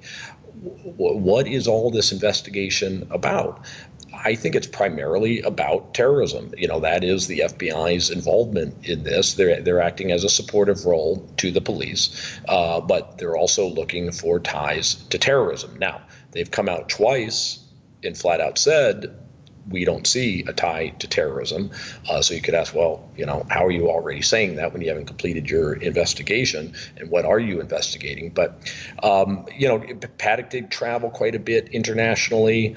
There was some reports of some funds transfers that he had done that allegedly had triggered something at a bank that caused them to close an account as a result of, it appeared to be possibly, funding of terrorism overseas. He had a lot of cash to track down. So, I think they're tracking down every lead. And don't forget, we had ISIS claim responsibility. So I would hope that they're tracking down that link, even though they came out very early and said no ISIS link. It appears, to anybody looking at this, Jim, that this is a cover-up. That's it. It's a cover-up. They blundered it from the beginning because they were trying to figure out a way to cover this up from the beginning, and they've been struggling with that since. I don't have another explanation. If that is the case, what is it that it could be ISIS? And I don't want to let that go. We can continue with that. But what is it that they would be covering up? Incompetence. I think that's my best answer to what the cover-up was, at least for Las Vegas police, because one of the things that was covered up was the fact that Las Vegas police were on the 31st floor for approximately 4.5 minutes listening to the shooting one floor above. Did anybody get that indication from Lombardo's initial press conferences when he got the timeline wrong 3 times? Did he ever come out and say, oh, by the way, we were there, we had 2 officers in position that could have intercepted this, but sorry, public, one of them froze on the 31st floor? We didn't learn that until after Lombardo was reelected. And we learned that through the release of body cam that showed the officer with timestamps freezing on the 31st floor. That was covered up. And there's, I want to stay right here for a second. I'm a frequent traveler to Las Vegas. Okay, I'm proud to say that I've stayed and lost money in every single hotel there. And I know what the police presence is like in Las Vegas. It's extreme. It's everywhere, and it allows everybody the comfort level of knowing that everywhere you turn, the police are there. So you have that part of it. The Mandalay Bay, and you have a concert going on. Why would there be a delay at all? Why would somebody be allowed to continue shooting machine guns out of a window into a crowd for 10 minutes? You would think that there would have been hundreds of officers on that floor within seconds and minutes, kicking down the door and ending this thing. That's the part I have a hard time trying to swallow. Yeah, well, if this scenario ever happens again, God forbid, I think that you will have that scenario. I don't think that they were prepared for this. And with everything that we knew and should have known, I think it's shame on Las Vegas police and Mandalay Bay and MGM for not having thought about this particular scenario, considering that there's 22,000 people across the street, considering that Homeland Security had been there training them and advising them, and ISIS flat out saying that Las Vegas is a terror target for them, and to not consider the fact and be prepared for this possibility. Shame on them. I think they should have been prepared, and now they are. Hindsight's always 20/20, and we do this again and again. A guy wears a bomb in his shoes and tries to blow up a plane, so now we make everybody take their shoes off. It's just we're always reacting to these things. It's hard to look back and find fault because hindsight is 20/20, but it does kind of seem that they should have had something more in place. As far as all these officers that you say that are everywhere, well, what I've learned in some of this investigation is that the police really allows the casinos to police themselves. You've got a lot of off-duty police officers that work at the casinos. This is how they supplement their income. So there's kind of an unwritten rule that police allow the casinos to police themselves. So there isn't as much active duty police on site as you would think, but there did happen to be 2 Las Vegas police officers on site arresting prostitutes at the time that the shooting began. And those are the 2 that did make it up to the 31st floor and listened to the shooting for 4.5 minutes. Is it true that the MGM is suing victims? Yeah, it's pretty outrageous. And as you noted, I have a law degree and I practiced for 8 years, and it doesn't make any sense to me. It obviously was a legal maneuver to try to maneuver this case into the courts that they wanted. Apparently they wanted to be in federal court and not in state court. And they found this federal law called the Safety Act, which protects companies that create technology. It's a post 9/11 statute. And it was designed to protect companies that are trying to invent new technologies to protect against terrorism from liability if it fails. Because can you imagine, I bought your technology and it didn't stop the terrorism, and now look at all these people are dead. I'm suing you for your product not working, product liability. So Congress decides that, we want to protect these companies. So they pass a law to protect them. Well, that's what MGM is trying to hide behind. They're saying that, we hired a security company to provide security to the event. And because we hired them, we are protected by the Safety Act from any claim of liability. So number one, I think it's an absurd thing to suggest that the fact that you hired security at this event protects you for everything, including what happened at your hotel. Number two, this only protects them in an act of terrorism. So far, the FBI has said that it's not terrorism, even though Joe Lombardo, sheriff and friend of the casinos, conveniently did call it terrorism, which helps MGM's case. Doesn't help the victims, but it helps MGM's case. But then thirdly, the fact that MGM would initiate the case, sue their customers. They sued their customers who experienced this incredibly horrible event that they'll never forget and deal with for the rest of their lives, that they could be so callous as to haul them into court.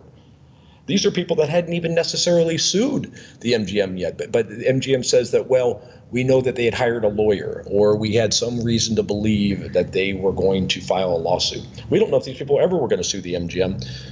MGM sued them now, though.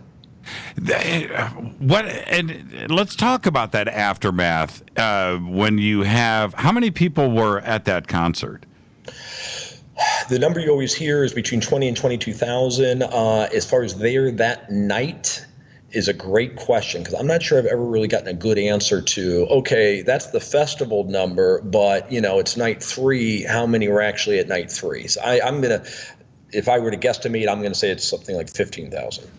When I've watched so many videos, it was hard to watch, but you have to try to figure out what was actually happening.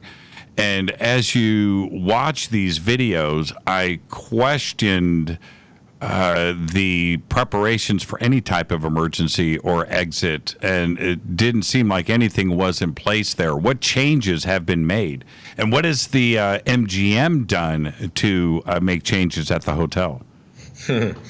Well, you know, the event was co-promoted by MGM and Live Nation. And there was a lot of talk among the attorneys that were representing victims whether they were going to sue Live Nation or not. For sure they were going to sue MGM for allowing what took place at the hotel.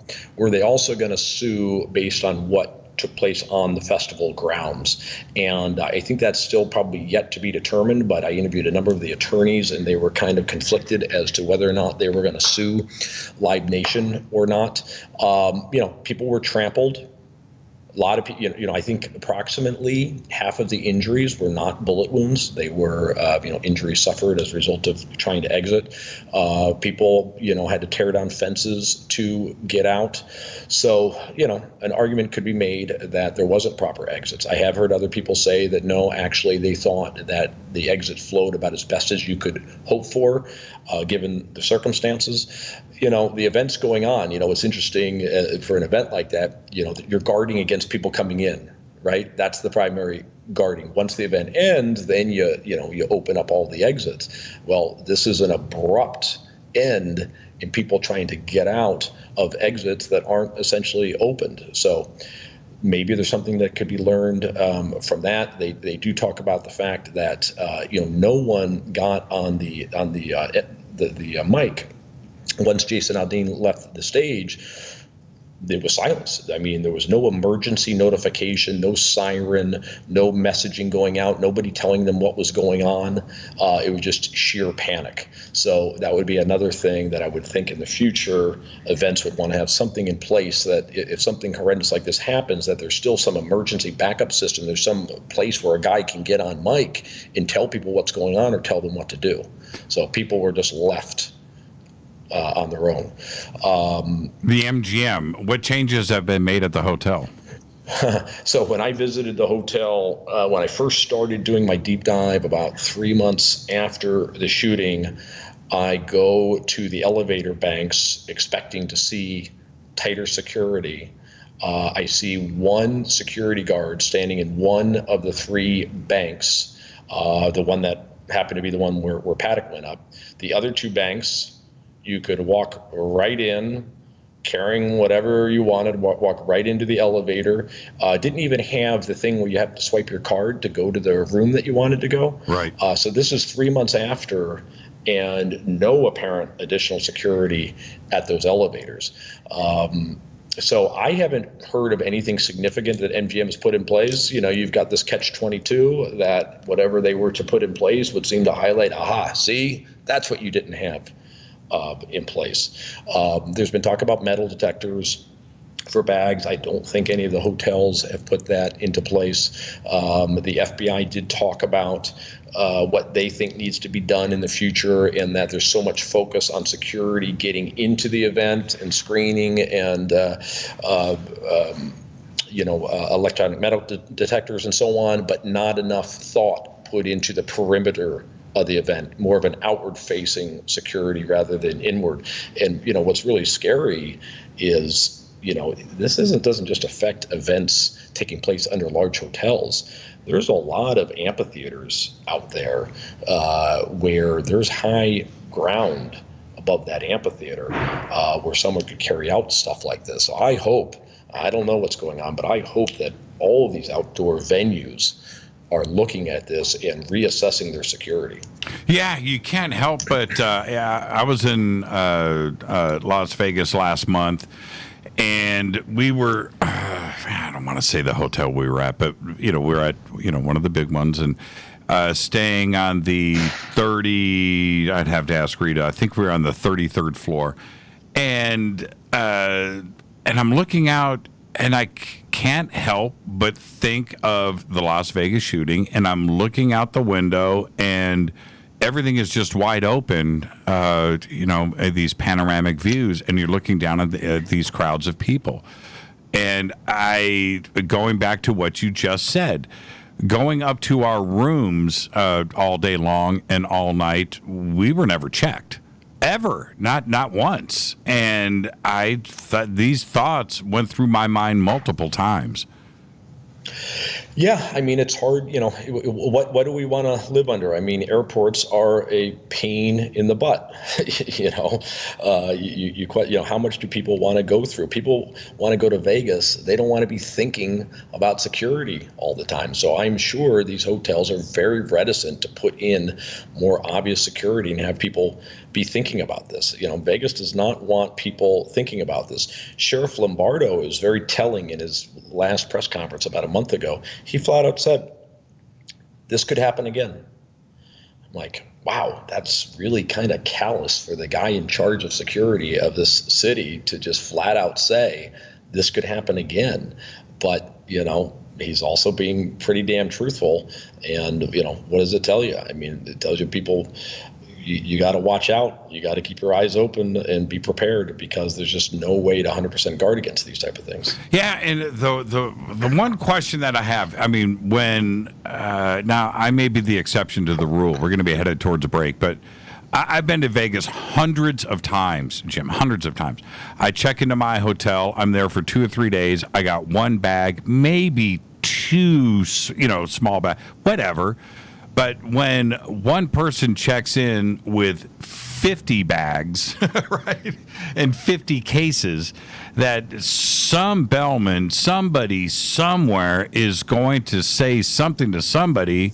Hey, that guy's got, 150 bags that he's checking into his room, and they all weigh 100 pounds each, and they all clank like metal. I mean, but nobody said a thing. I don't think I could get away with that, but he did. Yeah, well, as I said, he was a high roller. He didn't bring them all up at the same time, but it is one of the astounding things, and something where you have to think that they dropped the ball on. Because, look, bottom line, the hotel has a policy against guns. You're not allowed to bring guns into the Mandalay Bay. Okay, why do you have this policy? Obviously, you think that it's a safety issue. Okay, so you've got the policy in place. What do you do to enforce that policy? How can you tell us that you're enforcing this policy when a guy manages to get 22 rifles into his hotel room? That sounds like you've got no enforcement policy. Now, you could then say, okay, well, what should be the policy? How, what should they have had in place? And yeah, I think that a bellman being a bit suspicious, large bags, again, today, I'm sure they're all now taught, you would hope, that they report something. And, Steve Wynn had come out at the time and said that, if the do not disturb sign is on a door for more than 12 hours, we go and we check it out. And, our maids are trained that if they see something suspicious in a room, they're to report it. So he claims that he had more things in place than MGM had, but I think that level of alertness of the staff is what's required. Yeah, and let's take a break right here. And when we come back, that was another point that I just don't understand. The maids are constantly knocking on the door and coming in and doing their things. Nobody for days reported anything and weren't allowed in the room. It just seems like every red flag was raised, but nobody caught anything. Our guest tonight, Jim Breslo, The Hidden Truth Show. It's Fade to Black. I'm your host, Jimmy Church. We'll be right back. Stay with us. Hi, everybody. This is Rob Halford, the Metal Guard on JimmyChurchRadio.com. This is KGRA Digital Broadcasting Station. Salt Lake City, Utah. Van Buren, Arkansas. Poor water quality is a major health issue, and it's only getting worse. Municipalities can't keep up, standards have dropped, and pollutants are increasing. Where does it all end? It ends by keeping the pollutants outside of your home with HydroCare's advanced systems available at Wave Home Solutions. No less than the best purification materials and processes have been developed by HydroCare to provide you with healthy, clean water for drinking, cooking, and showering. HydroCare far surpasses the competition in removing chlorine, odors, iron, lead, chemicals, limescale, and much more. Don't settle for less when it comes to your water. We'll take care of the toughest water problems for you, whether it's from a city or well source. Satisfaction guaranteed. For more information, call 888-997-WAVE. That's 888-997-WAVE. Or go to bestwater123.com. That's bestwater123.com. Wave Home Solutions for a healthy, comfortable home. Your contact for current news and trending topics. KGRARadio.com. Does your basement or crawl space have a damp, musty smell? Well, watch out. That's a sign of too much moisture and not enough ventilation. And that can mean increased mold growth and the buildup of harmful toxins and gases. Don't bother with a dehumidifier. It just circulates the same unhealthy air. Now there's a better way to remove these dangers and odors. It's with the computerized Wave Moisture Control Unit that reduces moisture and expels pollutants. We replaced our old dehumidifier with the Wave unit, and in only 3 weeks, our basement is dry and the musty smell is gone. Wave units require no maintenance, no buckets of water or filters, and costs only pennies a day to run. Breathe better, live healthier with an affordable, no-maintenance Wave unit. Call 888-717-WAVE, 888-717-WAVE, or visit dryhealthyhome.com. Dryhealthyhome.com. Ride the wave. Wave Home Solutions for a healthy, comfortable home. This is Jimmy Church of Fade to Black, and I only drink Fade to Black blend coffee from River Moon. Just click on the River Moon Coffee banner at jimmychurchradio.com. Promo code F2B Blend. So are you tired of being tired? Well, then it's time to get the tea. Hey, it's Lisa here to tell you about this all-natural, all-organic tea I've been drinking that has had great results for over 20 years. It's called Life Change Tea, and it's specially formulated to help detoxify and cleanse your kidneys, liver, colon, and blood all at once. The colon is one of the most ignored organs in the human body. The faster that waste is eliminated from the body, the less time that waste sits in our intestines, spreading toxins to our bloodstream. This tea helps cleanse chemicals caused by outside intruders from our entire digestive system. And get this, weight loss can be a side effect. And with continued use of the tea, you can experience clearer, healthier, younger looking skin, increased energy, and a happier outlook on life. So if you're tired of being tired, get the Life Change Tea at getthetea.com. That's getthetea.com. And like me, you'll be glad you did. Did you know that when you're on the road with limited data or Wi-Fi available, you can still listen to every minute of Fade to Black by just calling 605-562-4482. No smartphone, app, or internet needed. It saves your data plan and no extra cost if you have unlimited minutes. Just call 605-562-4482. You can listen to me, Jimmy Church, on any phone, anytime, anywhere. Gobekli Tepe.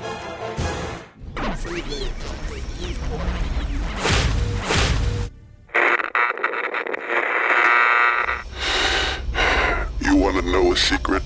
I love ponies. I really love ponies. I'm serious. I couldn't stay sane without ponies to brush. Why fade to black? Because you never got that pony, damn it. This is Fade to Black with Jimmy Church on the Game Changer Radio Network and KGRA, the Global Radio Alliance.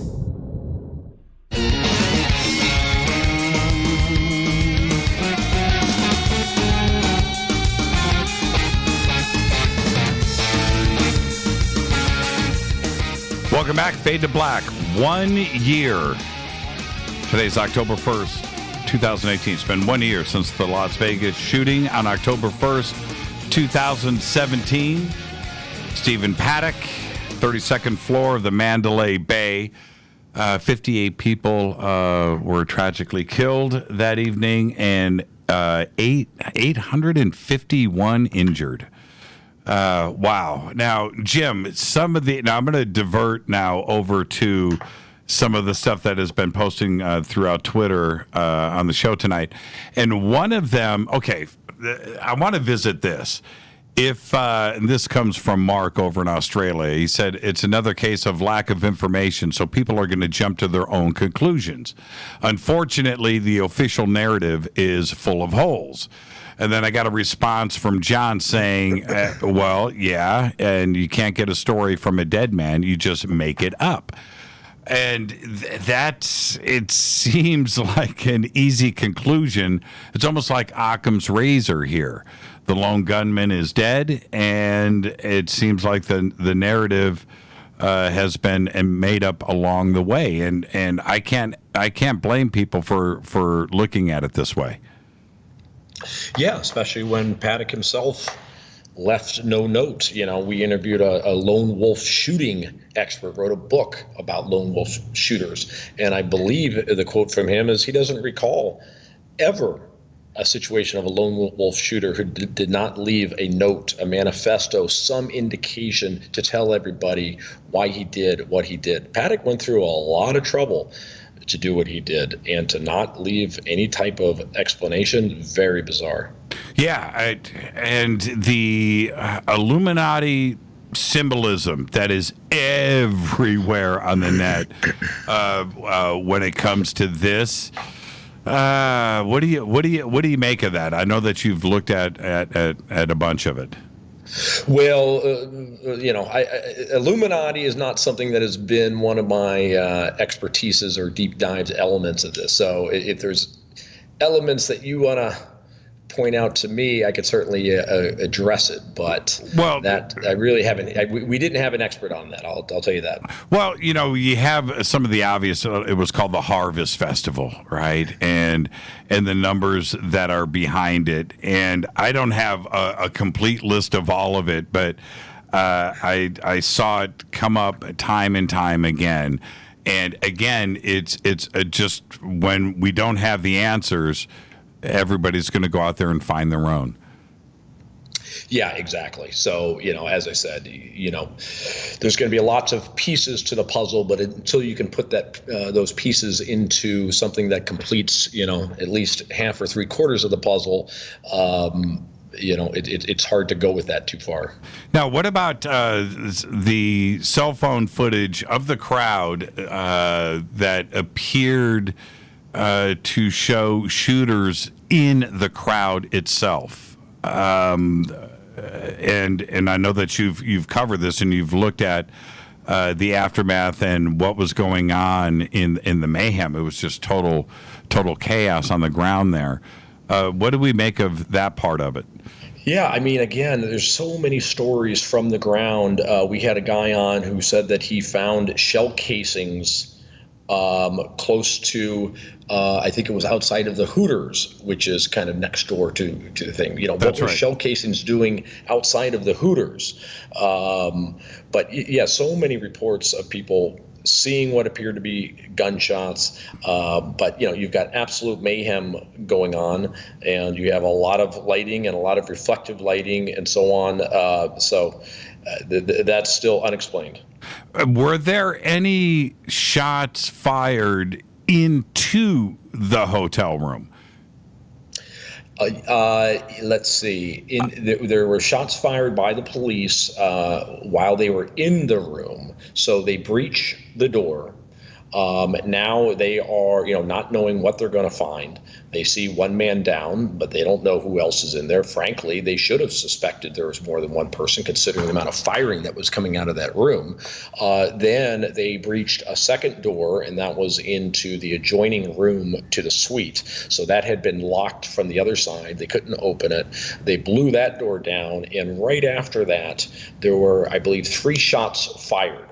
And according to the sheriff, those were negligent shots. So this was an officer who the door gets pulled down. Apparently he sees something. He lets off a rip of 3 bullets. And the Sheriff Lombardo called that a negligent firing. So we don't know if they were maybe there was a second shooter in that room and he was killed and we don't know about it. We don't know if that explanation is correct, that he did fire negligently, that he saw something that caused him to think there was something to shoot at. But we don't know of anyone else who was hauled out of that suite other than Paddock. And what about from the street side? Did any police officers shoot into the window? No, I've not heard of any shots being fired into the window. I mean, from the ground, I would imagine that would have had to been very difficult. And by the time they actually identified where the shots were coming from, it really was this security officer, Campos, who was the one who was shot by Paddock. This timeline was screwed up by Lombardo also. The original timeline had this security officer being the one that stopped Paddock from shooting. Well, turns out the security officer wasn't even armed, but he was investigating some rooms that had shown their locks had been unlocked for an inordinate amount of time, and just kind of stumbled upon the shooter, heard what he sounded like drilling going on, and he starts walking down the hallway, and Paddock, who had cameras facing toward the hallway through the peephole, sees someone coming toward the window, and Paddock shoots through the door at Campos and hits him in the leg. Well, thanks to that, Campos reports that to Mandalay Bay and says, I've been shot, and I'm on the 32nd floor, and it came from room 115. Now let's stop right there for a second. Let's back up. Totally conflicting story from the word go. Campos versus what the sheriff was reporting. Now, who was in error here? Well, I mean, obviously, I'm going to put in error the guy who reported it to everybody who's in charge of the investigation, and it's Lombardo. Now, if he had gotten some bad information and passed that along, again, that's I still put the blame on his feet, because he should have been more careful about that. But yeah, you did have this back and forth going on between the Mandalay Bay's timeline in the police's timeline. And at one point, I told you earlier about how Lombardo was changing the timeline at these press conferences and acting like he wasn't changing anything. And Mandalay Bay or MGM themselves had to come out with their own report, kind of refuting what Lombardo had said and putting forth their own timeline of events. And how, look, I need to ask you directly, how is this even possible? It just doesn't make any sense. You would think that the communication is absolutely open and filtering through Lombardo and the Las Vegas Police Department, so everything could be filtered and funneled and collated, cross-referenced, and checked. And that apparently is the exact opposite of what happened. That doesn't make any sense to me. Yeah, well, negligence and or cover-up is the only explanation that I can come up with, and it may be it's a combination of those things. But again, I think part of the cover-up could have been the fact that he had these two officers in place that did nothing, and he's been making excuses for these guys ever since. What he says about the fact that this officer Hendricks froze on the 31st floor and didn't move toward the shooter, Lombardo said in an interview, well, you don't bring a knife to a gunfight. And my answer to that is, you sure as hell do. When that guy who's got the gun is firing it down on thousands of innocent people. Of course you bring the knife to the gunfight. You are sworn to protect and defend. And by the way, he didn't just have a knife. He had a gun, and he had a bulletproof vest, and he had a trainee officer with him who had the same thing, and he was with 3 Mandalay Bay security guards who were also armed. So they had a group of 5 sitting there on the 31st floor listening to Paddock killing people. Now, before I get all outraged, there's another stat that I'm wondering if you have. How many, because we see it, you go to Las Vegas, you walk into a casino, every security guard has got a gun. How many armed security staff are employed at the Mandalay Bay? Great question. Don't know the answer. However, Campos notoriously was not armed. And there's speculation that, when they're not armed, you don't have to pay them near as much money. So Mandalay Bay is saving money by having unarmed security guards. Now, you're on the casino floor, and some lady gets her bucket of it's not bucket of coins anymore, everything is on tickets, but but back in the day, if anything happened, you get gang tackled, because I've seen somebody try to steal a bucket, and I saw what happened to him within seconds. It was pretty fascinating to see. And that's the way but now we've got a shooter that is shooting out of a hotel, and it seems like the Mandalay Bay was reticent to do anything or to react to it. Yeah, as we talked about before, the protection of people in rooms isn't near what the protection is and security is on the casino floor where all the money is. So, but look, you have to understand that you got to give people some level of privacy, and you can't have guards roaming around on the floors all the time. And but bottom line, security was in place. They did go up. Mandalay Bay security was deployed. The reports, as a result of what happened to Campos and what he reported, they were deployed up to the 31st and 32nd floor. There was actually 2 security guards that went to 32, and there was 3 that went to 31. So in addition to that group I mentioned that was on 31, on 32, you had in what they call the core, that center area between the 3 spokes of the hotel. They were in that core area listening to the shooting also for 3 or 4 minutes. Now, I just got I don't know what to make of this. Somebody's reporting an explosion in Las Vegas at the Las Vegas Memorial. Oh my God. Okay, I'm going to try to this is at 9:02 p.m.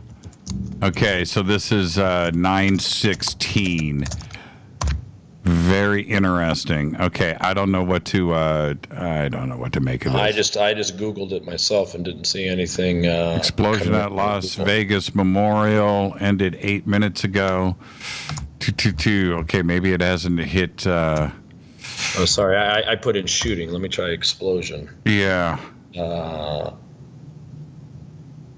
my gosh. Southern Nevada Memorial Hospital? Is that? Yeah. You looking at this here? Huh. Well, I want to make sure that before I say anything that I'm reading it. Yeah, Las Vegas Memorial right here. I have, wow, what happened? 36 seconds in, explosion. Okay, yeah.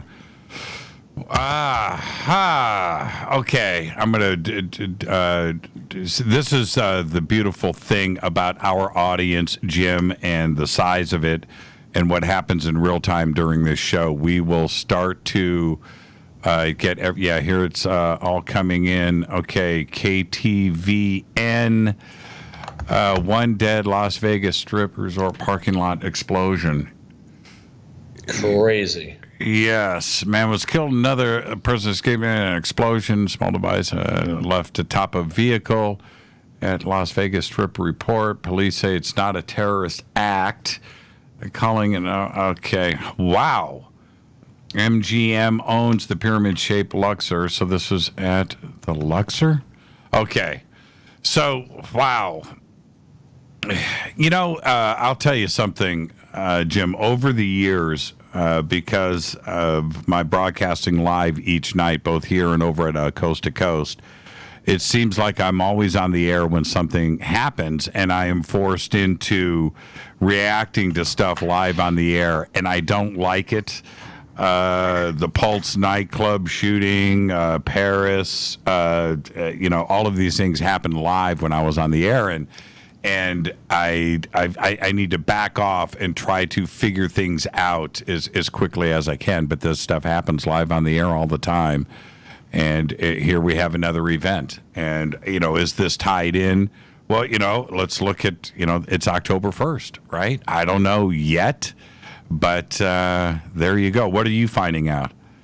You know what? I haven't been able to find what you've seen. So I just pray that whatever it is either misreported, or if it is correct, that it is unrelated to this, because that would really, really be sad and disgusting if in some way it was related. Yeah, it's a breaking story right now. This is Channel 2 News out of Las Vegas. Is reporting that one dead at, it looks like outside, it looks like Luxor. And well, Luxor is directly across from where the festival was. Yeah, they wow. Now that's not where they may have done some type of ceremony, or were planning a ceremony.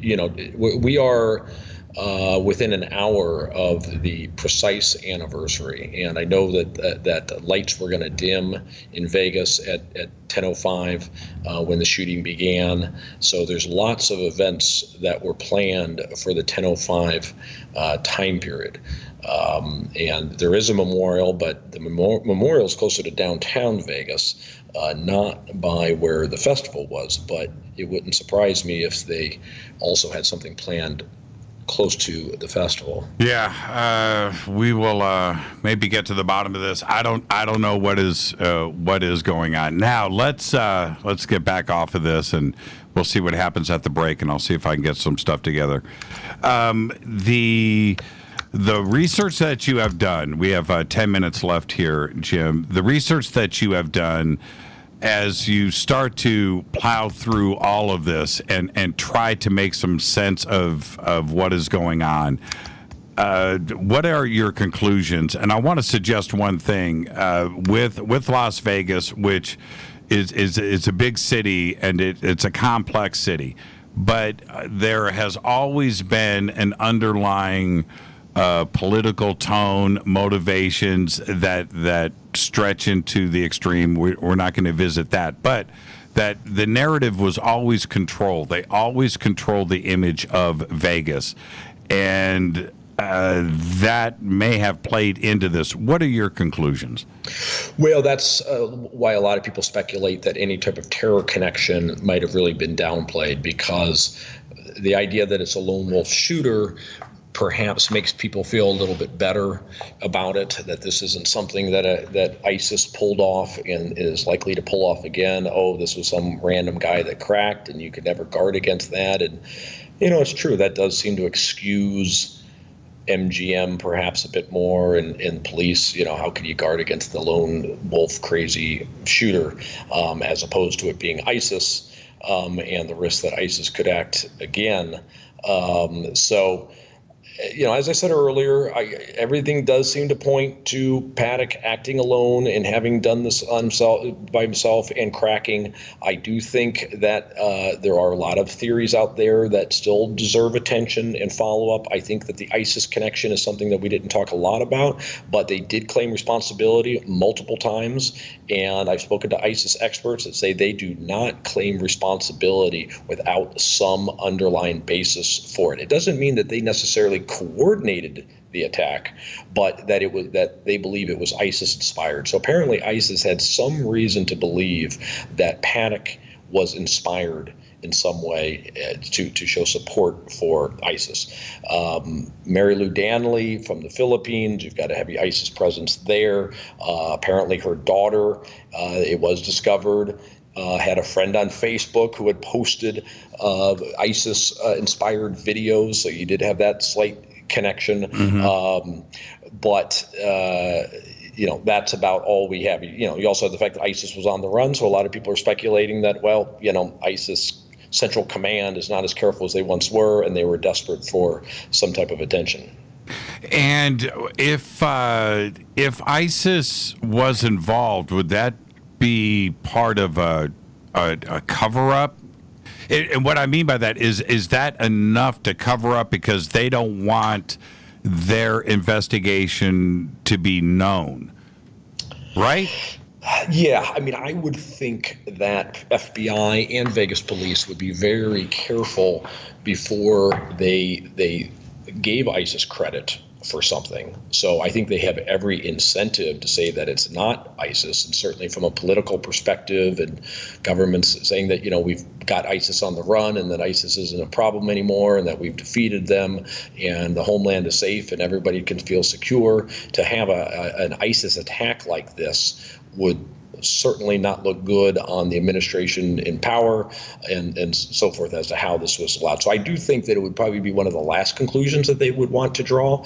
But for them to have come out and be so forward in there's only twice the FBI has spoken on this. Aaron Rouse leads the investigation. He's spoken twice on this. On both occasions, he flat out said that we see no terror link to this. Still, though, raises the question, how do you explain ISIS' claim of responsibility and multiple claims of responsibility? Okay, so I do have a tweet from the Las Vegas Fire Department. This is the official Twitter. The Las Vegas Firefighters Local 1285 serving the city of Las Vegas follows for breaking news. 43 minutes ago, explosion at 1200 South 4th Street. Explosion near block wall. E4 will handle with IDAS. So there you go. That's from their official Twitter feed. So where this and where this is going, I don't know, but we'll wait for other media reports to come in. But that's where everything is stemming from. This official tweet from Las Vegas Fire Local 1285, 42 minutes ago. Wow. Well, Jim, thank you for all of your amazing coverage on this. Where can everybody go and listen to the Hidden Truth Show?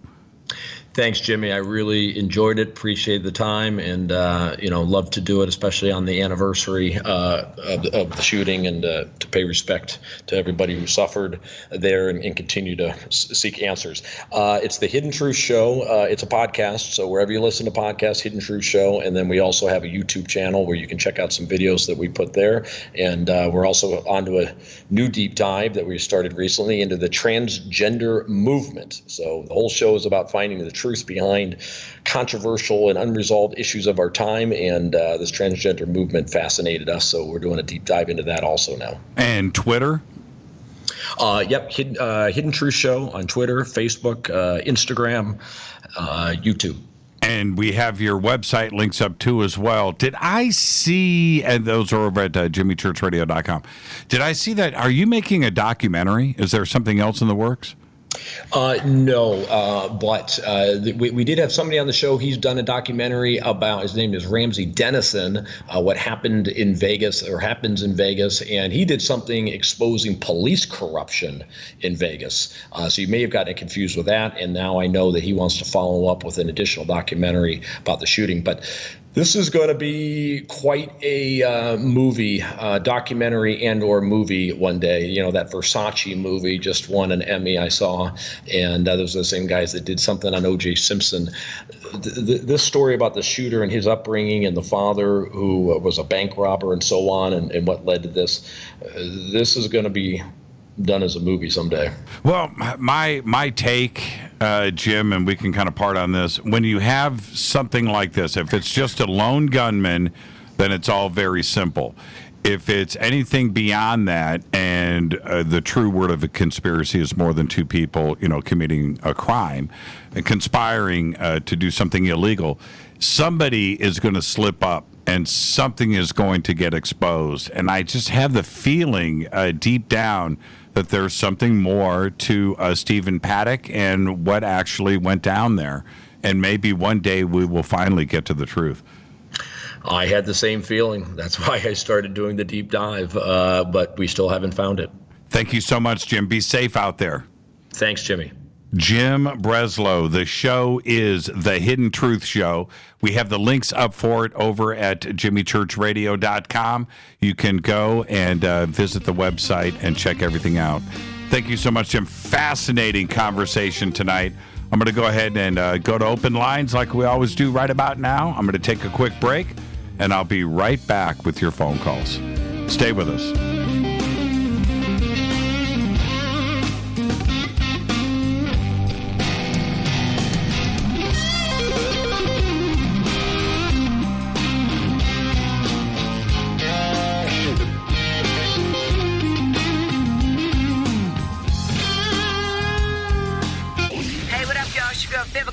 And you are listening to my boy, Jimmy Church, on jimmychurchradio.com. Despite popular opinion, reading a book will not make you smarter. But listening to Jimmy Church will. Hurricanes, earthquakes, wildfires. This year we've experienced more than our fair share. This is Jimmy Church of Fade to Black, and last month I decided to make sure my family does not have to worry about food should we get caught in a real emergency situation. Introducing Numana, a healthy, storable product that tastes so good that you'll want to eat it every day instead of just during those times of duress. All Numana products have a 25-year shelf life, are MSG and GMO-free, no preservatives, and are made in America. With the Numana pack in your home, you'll be able to sleep at night knowing that you've protected your family. Not only have I tasted and tested, I own it. Now you can too. Just click on the Numana banner on jimmychurchradio.com and use the promo code Jimmy when you order. In addition to a discount, we'll send you an autographed Fade to Black t-shirt. Seriously, go Beckley Tappy. This is Jimmy Church of Fade to Black, and I take Life Change Tea supplements every single day. It's what I do. Click on their banner at jimmychurchradio.com. When you take the beans from Central America with dashes of Indonesian and African mixed in and then roast it to the dark side of Fade to Black, you create the ultimate brew of fringe. Introducing the Fade to Black blend from River Moon Coffee. Yes, River Moon's darkest customized roast was created for the love of Fade to Black. The alchemy of masterful roasting and smoking the beans is in every sip of this full-bodied, dark Java. I need my coffee dark, deep, with distinct bittersweet chocolate highlights, just like the bunker. Leaning further into the darkness of the roast is Fade to Black blend from River Moon Coffee. Just click on the banner at jimmychurchradio.com and use the promo code F2BBLEND for 15% off of your order today. Go Beckley Teppy. Hi folks, CBD is the home run hitter for health right now. Why, you ask? Because of what it does for the body. Unfortunately, I can't tell you all about the benefit. There's reasons. Do your due diligence and log on to ancientlifeoil.com. That's ancientlifeoil.com. Ancient Life Oil uses organic ingredients and is blended in coconut oil for some of the best benefits. Legal in 50 states and non-psychoactive. Log on to ancientlifeoil.com. That's ancientlifeoil.com. This is Jimmy Church of Fade to Black, and my family is safe because of Numana Emergency Food Storage. Just go to the Numana banner at jimmychurchradio.com. Promo code Jimmy10. Are you intrigued by Paranormal Talk Radio? You'll love the new Paranormal Radio app from TalkStream Live. You'll find a great selection of talk shows covering UFOs, ghosts, strange phenomena, and much more. Download the Paranormal Radio app now and start listening to the very best in paranormal talk entertainment, including the network you're listening to right now, the Paranormal Radio app, free in Google Play and the iOS App Store. Erica, Brittany, Gabby, and you're listening to JimmyChurchRadio.com.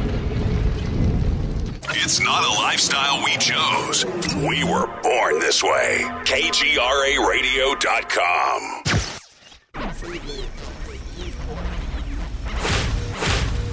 This is KJCR at JimmyChurchRadio.com.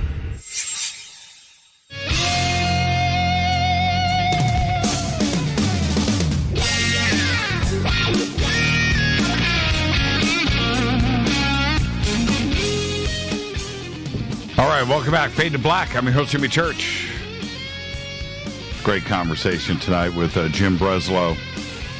1 year after the Las Vegas mass shooting at the Mandalay Bay, Stephen Paddock, 58 people died that night. 851 were injured. 1,100 rounds fired. 15 AR-15s, 26 weapons. I have no idea how much ammunition was up there. One of the things, I'm going to get to the phone calls in a second. One of the things that was brought up in Twitter tonight that I'm fascinated with, because I haven't fired that many guns in my life. I have. But the amount of smoke that must have been inside of that room, can you imagine? I don't know if they're, would he have a mask on? How do you see out of the room? There, at 1,100 rounds. I don't know. I don't claim to be any type of weapons expert, but that is something that was brought up tonight. Yeah, the smoke must have been pouring out of that room. Let's go to the phones. Hi, you're live on Fade to Black. Who's calling? Good evening, Jimmy. How are you, sir? Hey, Eric, how are you? Remember Soltec? I would if you speak up a little bit. Can you hear me now? There you go. Okay. Okay. I literally just got home today for Soltec. I can't. Eric, you're fading out. You got to speak into the phone. My mouth is right up to the phone. Okay. Let's try this again. Okay. What about Soltec? No, I'm just saying I literally just got home from Soltec. Oh, really? Wow. But yeah, I got a story to tell you about the Vegas thing, and it was one of those kind of things that happened. Brad Olson was there, and John Polk was there, and I was really too nervous to even discuss it on any radio show or talk about it like publicly. But since it's been a year now, I feel comfortable to tell the story. Okay. So we were out there. We were at the 5D conference. Brad Olson was speaking. Clyde Lewis was there. John Polk and I went out there to check it out. And so I stayed at the Motel 6 because I had my cats. And that's like 2 blocks away from where the shooting was. And, me, Mr. Curiosity. So I had to ask questions. So I was asking some of the ladies that cleaned the rooms there. I said, this shooting that happened here, did you guys hear anything? Or what did you know? Or I'm trying to get some information. Then one lady told me that she said her and a couple of the other people that worked at the Motel 6, there was a van that was parked in the back part of the parking lot there. And that they said that this was not like they were trying to tell me the story to impress me. I had to kind of drag it out of them. They said that they saw a man in some sort of a gear, like army, whatever, like some sort of gear, the clothing gear, that protection, whatever, and run into this van shortly after the shooting and take off. So I thought that was kind of suspicious. And so the next morning, I took my iPad and took a little drive out there. It was only 2 blocks. So I went around the corner, and they had the road blocked. Even it was like a month after the shooting, and they even at that point you could not drive into or around that area. It was totally secured. So I pulled into the parking lot where Hooters was, which is right across the street. I pull out my iPad and I start periscoping live, but I'm not putting the camera on where the shooting was. I'm completely the opposite direction over there at the Hooters. And so I'm just kind of scanning, and I was probably 10 seconds outside my car. I'm scanning, I go to the right, and all of a sudden the cop pulls up in the driveway, and I'm still recording. And he says, "What are you doing? Why are you over here recording?" You know, he starts questioning me. And I said, "I'm just a tourist. I'm just taking pictures of the area." He goes, "You need to shut that off and you need to move on." So I looked down and I turned it off and I got my car and drove away, and I went back to the hotel and I said, I was excited. I was, this guy just ran me out of there. And so somehow between that moment and the time Okay, Eric, I got to jump in. You got to walk into the best room in the house with reception, man. You're fading in and out. All right, bro. Okay, now I got you. Wherever you are right now, do not change. Okay, so you get back and you look, and what happened? The Periscope video, and this is bizarre to me, it was literally deleted. And I'm not making this up. It was there. I know I recorded it. I looked at it afterwards. I went back to the hotel to show Brad it on, and it was gone. It was completely deleted from my broadcast. I thought, how can that happen? But all I'm trying to say is there's a really strange, eerie vibe there. And then later that night, we went to Hooters at the bar, and the waiters and the waitresses would not talk about it. They even had the most nervous look on their face, like they just would not discuss it. So they were obviously warned. So I just think something strange went down there above and beyond one man in a tower shoot people. That's just my personal take. Right. Yeah. I hear that's very interesting. And Eric, thank you for the phone call. I'm so sorry that you're fading in and out, but if you get another bar or two added, let us know. Let's go back to the phones. Hi, you're live on Fade to Black. Who's calling? This would be Brendan. Jimmy, how you doing? Hey, Brendan, how are you, man? I'm doing okay right now. I want to tell you that Spoon's doing all right. So the Spooner dog is absolutely doing well. I wanted to ask 2 different questions, if I can, from you tonight. Sure. Okay. So 2 different things. There really has not been any news from since when you did this. I mean, probably about years and years ago now. But any new news about the underground water base? No, we not anything concrete. I mean, if I had something, I would break it on the show. Because I know about the show that's going on and whatnot, but I mean, anything that we don't know about? I don't have. I mean, I have to ask you, Jimmy. I have to ask you. I mean, come on, man. Fair enough. I went back and we did our TV show, which aired 2 or 3 weeks ago on History Channel. No, it aired here in the United States 3 weeks ago, and I went back and watched it. Well, I didn't get it for maybe my cable is different. I don't know. It must be certain different companies. So no, it was on History Channel, but that part doesn't matter, Brandon. What I'm saying is, I went back and watched that, and this is what if I had anything to say about that area, I think that they have something that runs interference under the water. Yeah, I do electronically, because I can talk about this now that the show is aired. Yeah, now that it's over, you can talk about it. Right. That's what I'm saying. Yeah, and it every single time we got close, our sonar got interrupted. And it was really strange, yeah. And the sonar ran fine at the surface, but once we got a few hundred feet into the water. Once you went down like a certain amount, right, then would it go off or what? Yeah, it did. And, yeah, okay. And we never We never figured that out, and I believe that other attempts that have been made to do the same thing that we did, the same interference was run. So, and you have to remember, there's a Navy installation there. There's a Marine installation there. I know. I'm not. Yeah, I know. Yeah. know. So you said you had 2 questions. What was the other one? Okay, so the other question would be, for this year, because of October, do you think that we're going to bring Shaw back for one more day or not?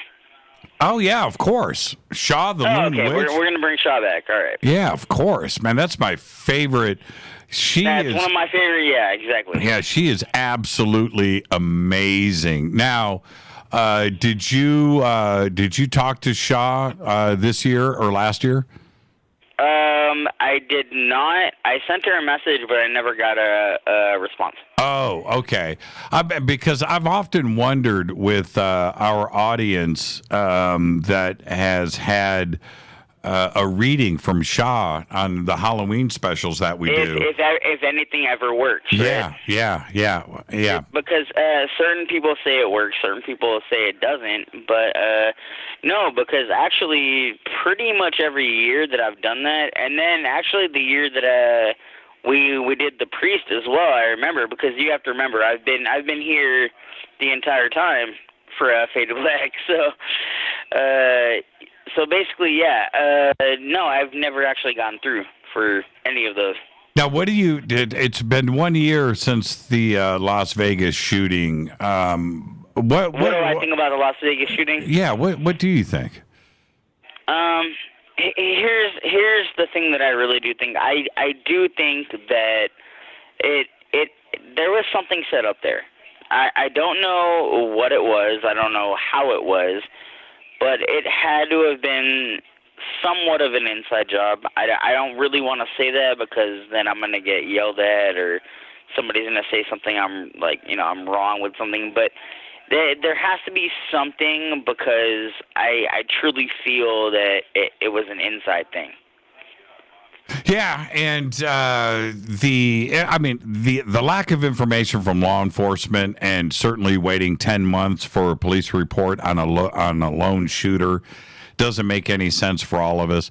And we obviously know there wasn't a lone shooter. There had to be another shooter. There had to be. I mean, because if you look at the directory of the bullets, I mean, how could you? I mean, I don't think so. I'm pretty good at shooting, but I don't shoot that often anymore. But I'm just saying, the trajectory, it seems like there was more than one shooter. Is all I'm saying. There was a lot of 1,100 rounds fired. It just seems like and people were crazy, right, Jimmy? So. Well, and 10 minutes, okay, so it's 100 rounds a minute. That's not much, but if you have automatic weapons, but nonetheless, you have you get physically tired.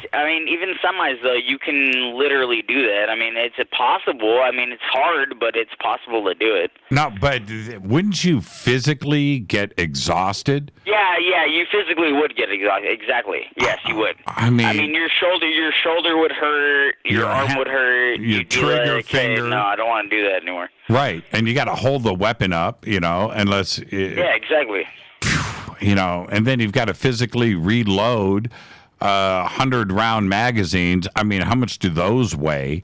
And you're lugging those around. A lot.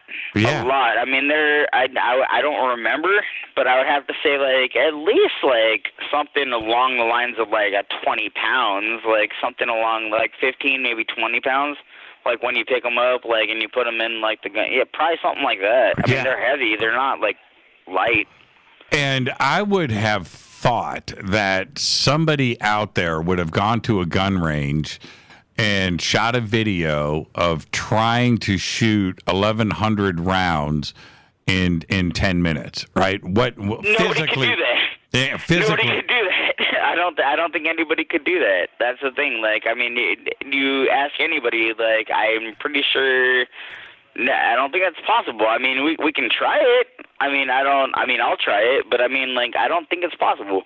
Yeah, you wouldn't do it with one weapon, that's for sure. That thing would just overheat, I would think. Oh, it would break. It would blow back. I mean, you have all kinds of problems. So it would definitely not. So yeah. you'd have to set the weapon down, get another one, and bring it up, get ready. Exactly. Exactly. That's exactly what you would have to do. I mean, like Las Vegas. I mean, here's the thing, man. Like, I was supposed to be there 2 days after when that happened. I was gonna be there because there's a few fights, and I mean, you know, we've talked about this before, Jimmy, but so I'm a certain writer for certain things, and I'm not gonna say anything else, but so basically, yeah. So there's this thing, and then all of a sudden, I just couldn't go because all this thing happened in Las Vegas, and so I wanted to be there, but I couldn't be there, and then. Here's what sucks, right, is if you have friends in Las Vegas to where you want to go say hello to, and, like, you already said, hey, you want to go over there and you want to say hello to them, and then you can't go there anymore because, you know, there's some shooting. Yeah, exactly. So, I mean, it's a little weird. It's a little weird, man. It's not exactly fun. Thank you so much, man. I'm glad Spoon is. How big is she now? Oh, dude, she's the same size, but she's passed out on top of my Raiders bed, and the Raiders won today, so so there you go. Hey, did the Dodgers win? Yes, they did. Wow, the Dodgers won. So the Dodgers won the NL West. Yes, yes, that's what happened. Yes, they did, sir. And so now, I'm not into sports. No, well, I'm sorry that your Cubbies lost, dude. I'm sorry Chicago lost, but I mean, I'm sorry, dude. But I'm Milwaukee. Like, I'm pretty sure I'm gonna be okay. Okay, there you go, Brandon. Behave and be well, and give Spoon a big hug for us. Make sure you give the girls a big hug, and make sure you just make sure you're good, man. Like, I love you guys. So goodbye, man. Thank you, Brandon. And we rescued a puppy, which was probably 2 years ago now. Was it 3? We rescued a puppy, had her here, and Brandon stepped up and adopted her and named her Spoon. And she was unbelievable. And that day that we were we had a gift bag and stuff put together for Brandon. And Rita and I were driving over the hill to Brandon's house. And we almost turned the car around. We almost turned the car around. She was unbelievably beautiful. Well, all puppies are, but she was unbelievably beautiful and special. But Brandon adopted her, and he is really, really cool. And there you go. So for those of you that weren't around back then, that's who Spoon is, and that's who Brandon is. Now, okay, so phone. I've got time for one more phone call. I've let everything go. 323-825-5045 or 275-9695. Back to the Las Vegas. The points that I want to make about this is that the changes that were made, and Jim Breslo and I touched upon this tonight, the changes that were made on YouTube in a very general aspect started right then with the Las Vegas shooting and the videos that were being posted on YouTube. And there were things that were happening a little bit before that. The censorship was starting to happen. We felt some of the weirdness that was going on in alternative media and the presentations on YouTube. But when the Las Vegas shooting happened and all of these disclosures were happening rapid fire on YouTube, the censorship started and the changes started on YouTube. And I want to express this. If there was one thing that happened with the Las Vegas shooting, it was YouTube and censorship. And the other things that I didn't bring up tonight, but the other things that were going on at the same time were the gun control narrative that always comes up with something like this that happens. There was that aspect of it too as well, and the Second Amendment rights. There's that part of it, and that also had a huge influence on YouTube as well. And some things stayed up and some things didn't. And I found that very, very fascinating. The other part about this, and we can't dispute that, we have the day before the Las Vegas shooting and we have the day after. You know, and clearly YouTube was another world before the Las Vegas shooting, and it was another world after. And we can definitely draw the line right there. And the not only the videos, but the eyewitness testimony. We have the direct videos that were being put up by people. There's that, and the news reporting that was happening on YouTube about the Las Vegas shooting. There's that, but then there's the other part. It's all of the cell phone videos, the cab driver, the famous cab driver video. This stuff all went up on YouTube. That's where the real reporting was happening at the time. You couldn't get anything on mainstream media outside of what the official narrative was coming from the press conferences. And I was watching the press conferences. I'm watching and reading all of the alternative media that was happening. And the stories weren't adding up and they weren't making sense to me. And it seemed a little bit strange. And then everything started getting pulled from YouTube. And the censorship was up, you know, and the community guidelines suddenly, and those enforcements were happening. Let's go to the phones. Hi, you're live on Fade to Black. Who's calling? Hey, Jimmy. Hey, who's this? Yeah, it's JK from New York. Hey, JK from New York. Yeah. Hey, I just got a quick question. Is it correct in assuming the police determined that it was a one? They didn't give any details. They just said it was a one-shooter incident. What do you mean? At the time or now?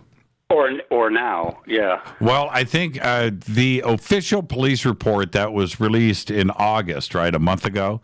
You can go and you can easily access it at Hidden Truth Show, so you can go there and see it. The official the official statements, and I have it, the basic outline here, which states that it was a lone shooter. Oh, I was just wondering about the ballistics reports, because if it was, wouldn't that show all the bullet entry wounds would be from a high angle, and none were from level ground? Oh, you're talking about with everybody that was in the audience at the concert? Yeah. Yeah, that I don't know. This is what we have. On August 3rd, 2018, Las Vegas Sheriff Joe Lombardo held a press conference on the release of the Las Vegas Metro Police Department Criminal Investigative Report of the October 1st mass shooting. He said the 10-month investigation had revealed no evidence of conspiracy or a second gunman, and that the gunman's motive had not been definitely determined. Lombardo said, and I'm quoting here, "What we have been able to answer are the questions of who, what, when, where, and how. We have not been able to definitively answer is why Stephen Paddock committed this act," end quote. Oh, okay.